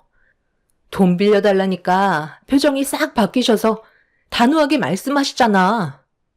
돈 앞에선 가족도 없으신가 봐. 내가 너무 큰 실망을 해서 지금 말도 안 나올 정도라고. 정말 힘들게 시작하는 거 제대로 한번 해보고 싶어서 도와달라고 부탁드린 건데 어쩜 저리 매몰차실 수 있어? 다 들리면 뭐? 나는 말도 못해? 지금 얼마나 중요한 시기인지 당신도 잘 알잖아. 그래도 목소리 좀 낮춰. 우리 부모님께서 당신이 이런 식으로 얘기하는 거 전부 다 듣게 되면 기분 좋으시겠어? 왜 하나만 알고 둘은 몰라? 우리가 일단 사업이 잘 되면 안 도와주시겠냐고. 나도 아직까지 확실치 않아서 불안하기만 한데 무작정 돈만 바른다고 해서 좋아질 수 있다는 보장도 없는 거잖아. 밥만 벌리다 나중에 정말 파리만 날리면 모두 끝장인 거 몰라? 일단 침착하게 좀 더 신중히 움직이는 게 좋을 것 같아. 당신 지금 너무 급하게 준비하는 것 같다고. 집안이 떠나갈 정도로 아들과 며느리는 서로 안 좋은 대화를 주고받으며 분위기를 더욱더 심각하게 만들었어요. 남편과 저는 한숨을 내쉬었고 어떻게 해야 할지 많은 고민을 하게 되었네요. 그렇게 한바탕 난리가 나고 아들내외는 저희의 도움 없이 동네에는 없는 소고기 무한리필집을 오픈하게 되었습니다. 모든 걸 직접 알아보고 준비했던 과정이라 며느리와 아들이 발품 팔아 금전적인 부담을 최소한으로 줄였고 그렇게 시작된 장사는 시작이 나쁘지 않았어요. 며느리는 저희 부부에게 보란 듯이 최대한 좋은 실적을 내기 위해 정말 열심히 움직였어요. 그렇게 몇 달 동안 음식점에 자리가 없을 만큼 장사가 잘 되고 있었는데 전혀 상상하지 못했던 상황이 전개되고 말았습니다. 아들내외가 힘들게 준비해서 시작한 사업이었는데 한 달이 건너 반대편 건물에 꽤 큰 체인점 소고기 무한리필 식당이 오픈을 하게 되었어요. 점점 줄어드는 손님들 때문에 뭐가 문제인지 정확히 알 수 없었는데 저희보다 매장이 2배나 차이가 났었고 거기에다가 체인점이라서 그런지 비슷한 가격임에도 불구하고 음식의 퀄리티에서 너무 큰 차이가 나고 말았죠. 사람들 입맛도 거의 비슷하기 때문에 거의 같은 가격에 더 퀄리티 있는 음식점을 찾는 건 당연한 거였어요. 결국 대박이라고 생각했던 음식점은 몇 달 만에 파리만 날리게 되면서 손님은 거의 찾아와 주지 않으셨네요.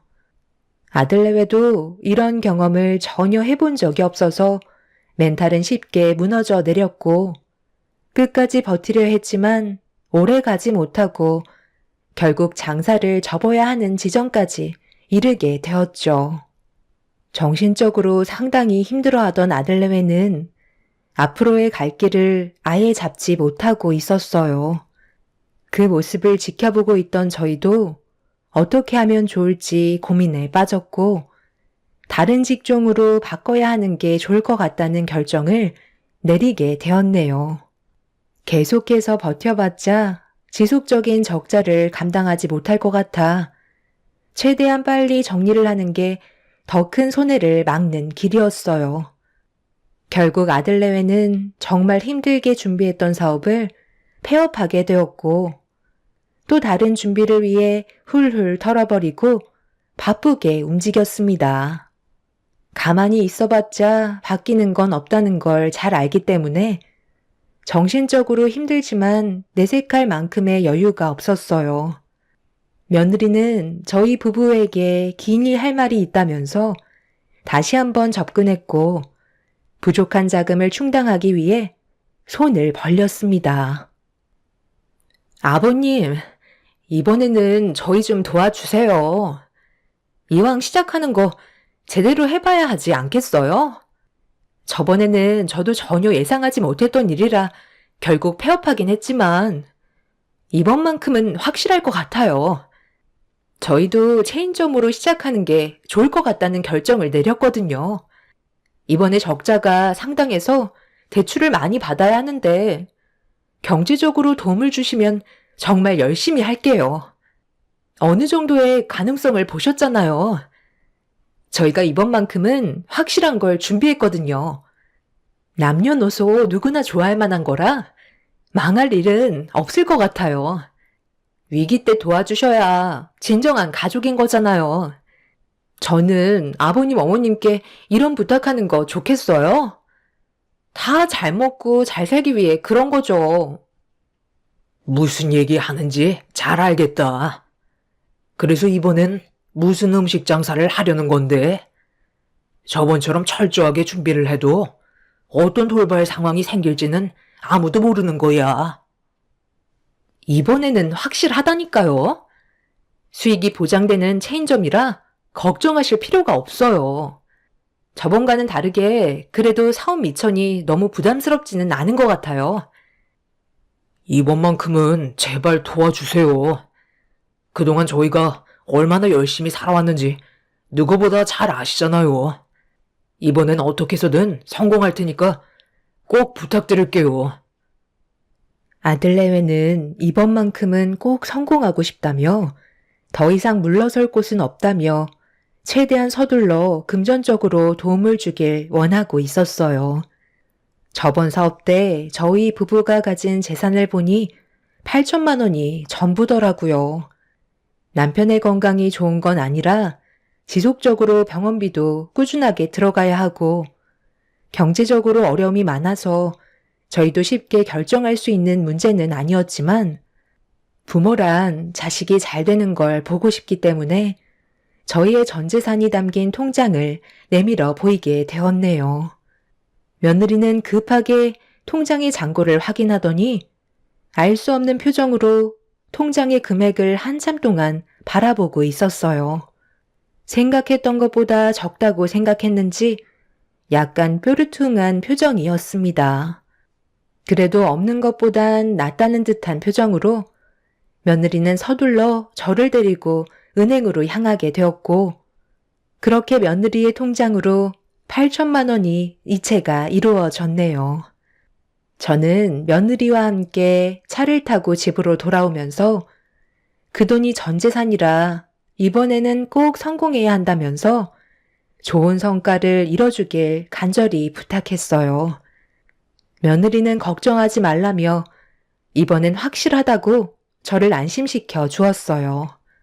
그렇게 아들내외가 가진 자금에 저희가 지원해준 8천만 원으로 다시 장사를 시작했고 처음 오픈은 나쁘지 않았어요. 며느리가 준비한 사업은 불맛이 나는 쭈꾸미 음식점이었습니다. 체인점이라서 그런지 어느 정도 인지도가 있어서 손님들께서 알아봐 주시고 방문해 주시는 분들도 계셨어요. 저희는 인건비도 줄이기 위해 남편과 함께 매장에 방문해서 할 수 있는 것들을 최대한 도와주었습니다.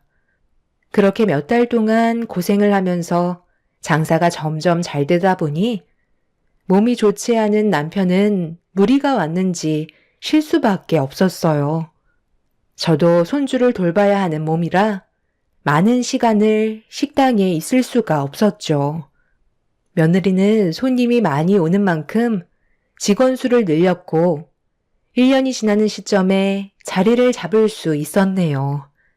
그런데 남편이 그동안 아들내외의 음식점 장사를 도와주는데 무리가 많았는지 몸이 좀처럼 회복이 되지 않았어요. 그래서 병원에서 검사를 받아보니 집에서 최대한 많이 쉬어야 된다는 진단을 받게 되었죠. 그리고 지속적인 관리를 위해 병원을 자주 내원해야 되는 여러 상황들이 생겨서 아들내외가 장사를 끝내고 집에 들어왔을 때 저희가 빌려줬던 자금의 일부분을 좀 받아야 할 것 같아 며느리와 따로 자리를 만들어 대화를 이어나갔어요. 그런데 며느리의 표정이 좋지 않았죠. 어머님, 지금이 얼마나 중요한 시기인지 아세요? 자칫하다가는 한순간에 미끄러질 수 있다고요. 돈 1, 200이 문제가 아니라 앞으로 혹시 모를 일을 대비해서 충분히 자금을 모아놔야 하는데 어머님한테 또 그 돈이 들어갔다가 무슨 일이라도 생기기라도 하면 골치 아파지잖아요. 그리고 지금 장사가 잘 돼 보여도 저희가 따로 손님들께 투자하는 것들도 있기 때문에 그렇게 많이 버는 것도 아니에요. 병원 다니시는 건 이 카드로 하시고요. 만약 현금이 필요하시면 그때그때 매장에 오셔서 저희한테 돈을 타서 쓰세요. 아니면 제가 집에 들어왔을 때 달라고 하시던가요. 저니까 아버님, 어머님 챙겨드리는 거예요. 남들은 이렇게까지 신경 써주지도 않는다고요. 솔직히 제가 처음에 돈 좀 빌려달라고 했을 때 아버님께서 반대하셔서 얼마나 서운했었는지 알아요? 그동안 저는 정말 잘해드렸고 동네 주민분들께서 효부라고 입소문이 날 정도로 인정받았었는데 돈 얘기 나오니까 갑자기 돌변하셔선 저에게 상처 주셨잖아요. 그건 뭐든 신중한 게 좋은 거고 처음으로 시작한 사업인데 너무 많은 자금이 들어가니까 걱정돼서 하는 말이었지. 벌써 1년이 훨씬 넘은 일인데 그걸 아직까지 마음에 두고 있었던 거야? 그래도 그때 너희들한테 빌려주지 않고 가지고 있길 잘한 건 맞는 거잖아. 그래서 너희들한테 안 도와줬니? 우리도 정말 신중하게 결정할 필요가 있었다. 빌려달라는 대로 막 빌려줄 만큼 부자도 아닌데 당연히 무슨 일을 하든 조심해야 되는 건 맞는 거잖아. 어찌됐든 지금 당장 1,000만 원 이상의 돈을 드릴 수는 없어요. 그러니까 제 말대로 병원비는 이 카드로 결제하세요. 아버님이 무리하신 건 푹 쉬면 괜찮아진다면서요. 앞으로 저희가 벌어오는 돈으로 생활하실 거니 평생 두 다리 뻗고 편하게 지내실 텐데 아버님, 어머님은 좋으시겠어요? 이런 며느리 어디 가서 구하겠어요? 그러니까 앞으로 저한테 잘하세요. 며느리 말 들으면 떡 하나라도 더 얻어먹는 거예요. 그럼 손님 오실 시간 됐으니 저 준비하러 갈게요. 며느리는 돈 좀 번다고 목에 힘을 주고 있었네요. 그 모습을 보는데 예전처럼 예의 바르고 착한 며느리가 아닌 전혀 다른 모습의 며느리가 눈에 보였습니다. 제 손에는 카드 한 장 쥐어져 있었고 며느리는 뒤도 안 돌아보고 방문을 열며 밖으로 나갔어요. 사업이 잘 되기 전의 행동과 사업이 잘 되고 나서의 행동은 너무나도 달랐고 그런 며느리의 모습을 보고 있는데 한숨밖에 안 나오더라고요. 점점 돈이 전부가 되어가는 듯한 며느리는 저희 부부를 점점 무시하면서 예의라곤 전혀 찾아볼 수 없을 만큼 말을 함부로 하기 시작했어요. 그런 모습을 지켜보고 있던 저는 불안한 마음이 엄습해 오고 있었는데 어느 날 아들이 며느리와 장사를 끝내고 들어오자마자 저희가 바로 앞에 있는 걸 알면서도 서로 삿대질을 하며 화를 내고 있었죠.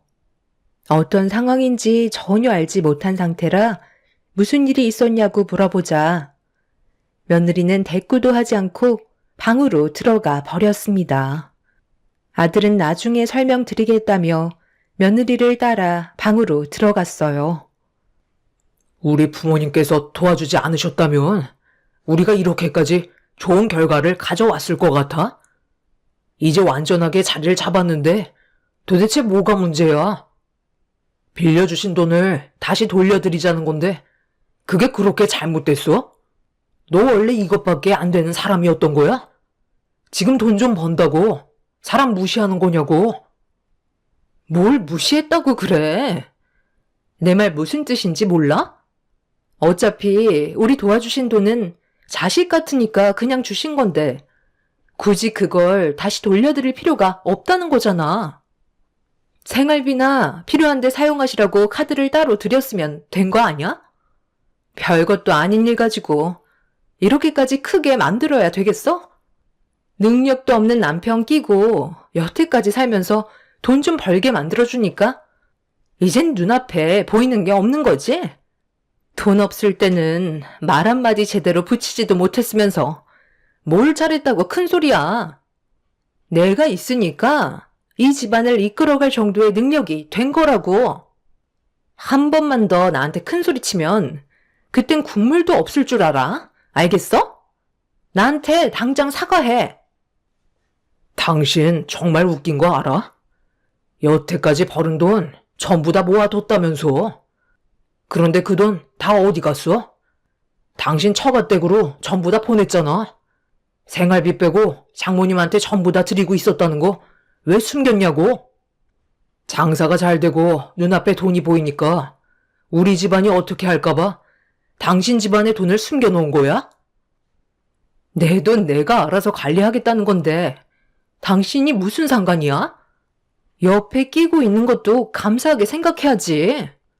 지금까지 아버님 댁에 살면서 효부 노릇했으면 그만한 대가를 받는 게 뭐가 어때서 지금 나한테 큰 소리 치는 거냐고? 당신 집안 사람을 믿지 못하겠으니까 내 손에 쥐고 있겠다는 건데 뭐가 잘못됐다는 건데? 그래서 지금 우리 부모님께 빌렸던 8천만 원 드리지 않겠다는 거네. 지금까지 힘들게 일한 건 나고 당신은 카운터에 앉아서 들어온 돈이나 세고 있었잖아. 내가 사장인데 그건 당연한 거잖아. 그럼 사장인 내가 주방에 들어가서 요리하리? 그럴 거면 직원은 왜 뽑는 건데? 돈을 준 만큼 부려먹는 게 뭐가 잘못됐어? 나는 더 이상 할 말 없고 돈 관리는 앞으로도 내가 할 거니까 당신은 신경 쓰지 마. 내가 예전에 아버님한테 돈 빌려달라고 했을 때 얼마나 자존심 상했는지 알아? 내가 쥐고 있는 게 있어야 함부로 건드리지 못한다는 걸 이번에 확실하게 알았다고. 한 번만 더 이런 일로 나한테 큰 소리 치면 그땐 정말 끝이야. 저희 부부는 거실에서 망가져가는 며느리의 모습을 멍하니 바라보고 있었어요. 아들과 한바탕 난리를 친 며느리는 문이 부서질 정도로 박차며 나오더니 저희를 한번 째려보더니 집 밖으로 나가 버렸습니다. 저희가 뭘 그렇게 잘못했는지 알 수 없는 상황이라 당황스럽기만 했었죠. 방에 있던 아들은 흥분을 가라앉히지 못한 채 혼란스러워하고 있는 모습을 보여주고 있었어요. 돈 때문에 사람이 변한다는 걸 눈앞에서 지켜보니 참 안타까웠습니다. 화기애애했던 가족의 분위기는 찾아볼 수 없었고 며느리는 그날 이후 친정에서 식당으로 출퇴근을 했어요. 저희 집에 더 이상 함께 있을 이유가 없다는 걸 느끼고 있는 것 같아 보였습니다. 아들은 그런 모습을 보며 괴로워하고 있었고 둘의 관계에 문제가 생기자 식당에까지 영향을 끼치게 되었죠.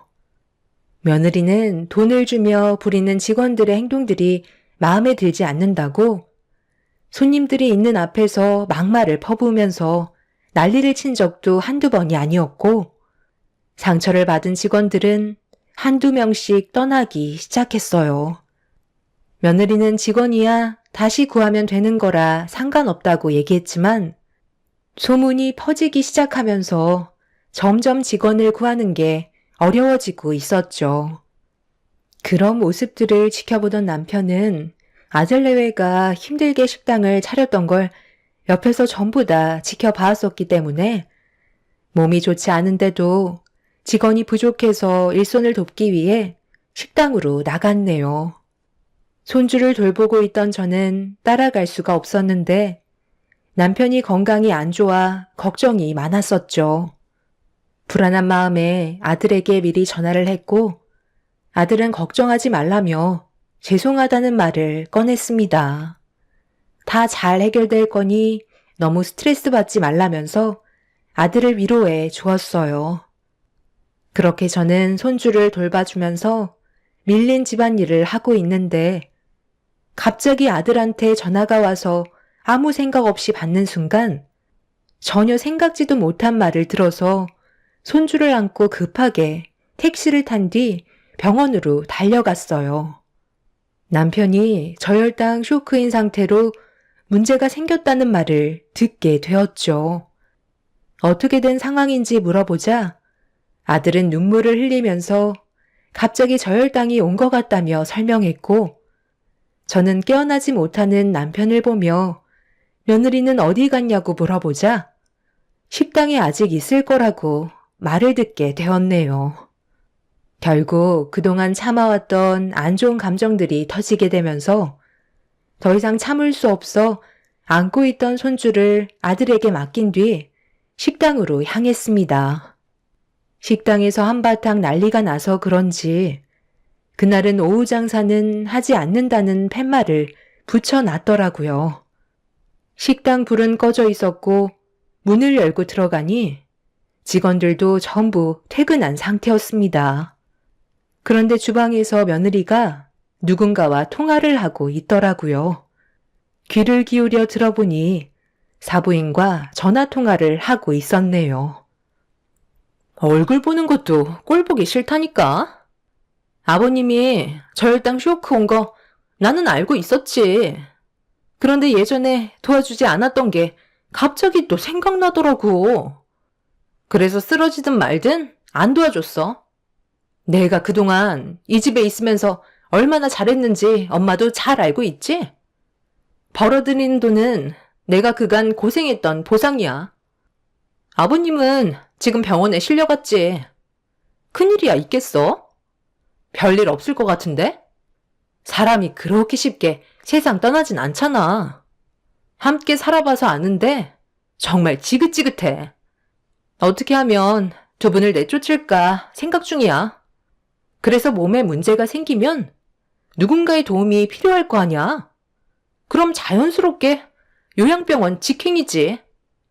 두 분 다 최대한 빨리 요양병원 보내고 그 집도 내가 차지하려고. 식당은 일단 공동사업자로 등록이 되어 있는데 그건 나중에 내가 변경하면 되는 거니까 크게 상관없어. 지금은 일단 두 분을 최대한 빨리 내쫓아 버리고 싶어. 집에 들어가면 맨날 보는 그 얼굴 얼마나 꼴 보기 싫은데. 꼴랑 8천만 원 빌려준 거 가지고 엄청 생색낸다니까. 벌만큼 최대한 벌었다가 그 이랑도 이혼하려고. 위자료까지 전부 받아서 차라리 내 자식이랑 함께 사는 게 속 편할 것 같아. 돈이 많아지니까 사람들이 눈에 쌍심지를 켜고 덤벼들려 한다니까. 내가 그래서 엄마한테 돈을 전부 다 맡겨두는 거야. 내가 벌은 거 남한테 줄 순 없잖아? 저는 며느리가 통화하는 모습을 보고 경악을 하고 말았어요. 저혈당 온 남편을 그냥 방치했다는 거에 엄청난 충격을 받았고 절대로 용서하고 싶지 않았습니다.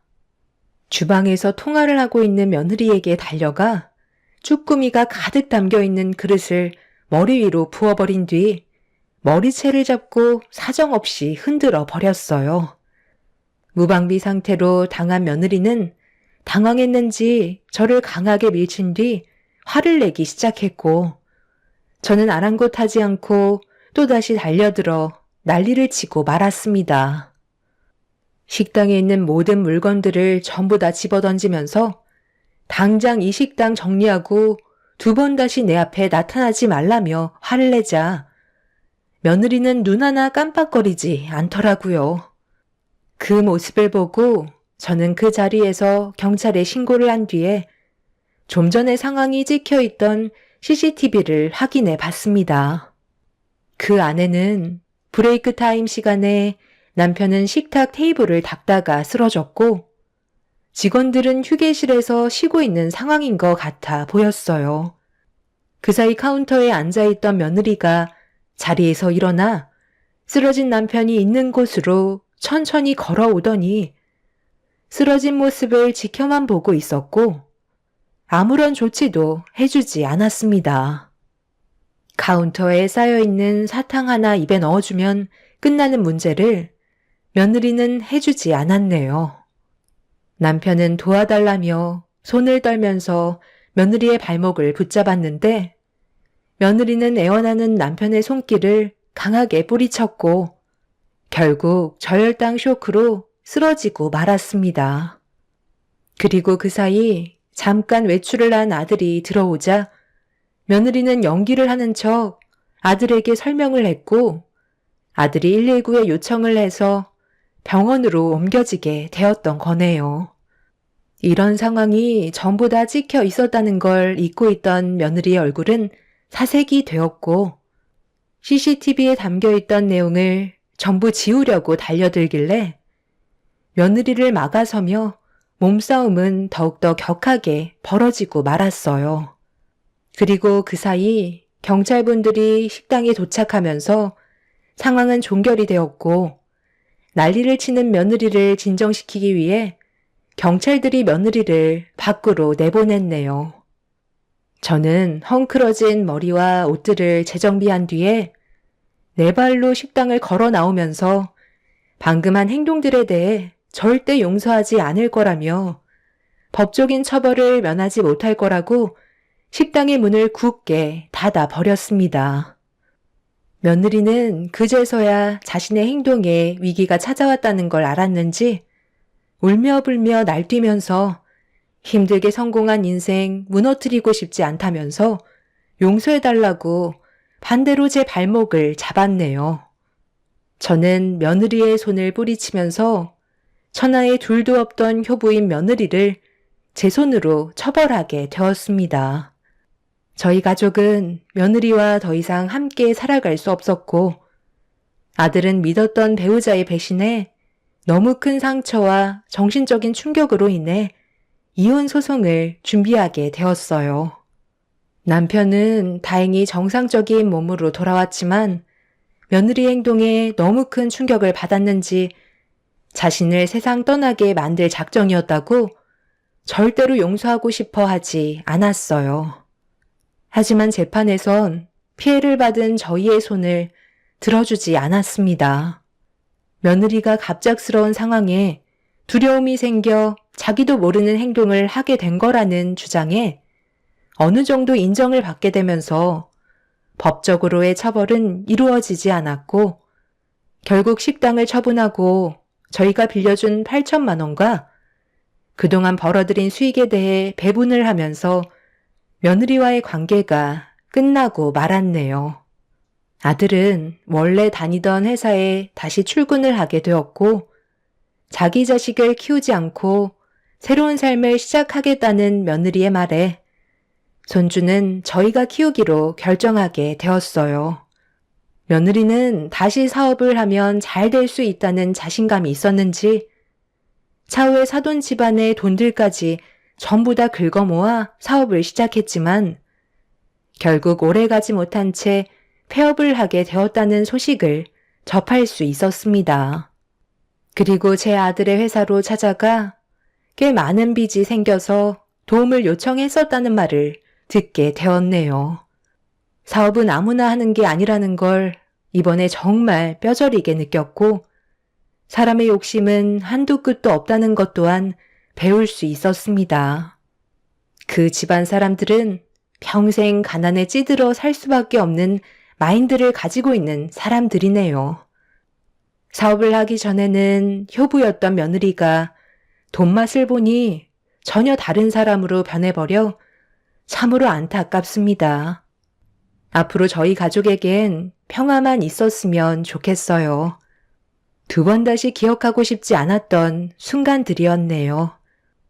제 사연 들어주신 분들, 오늘 하루도 즐거운 하루가 되시고 가족들과 언제나 웃으면서 행복한 삶을 만드시길 바랍니다. 감사합니다.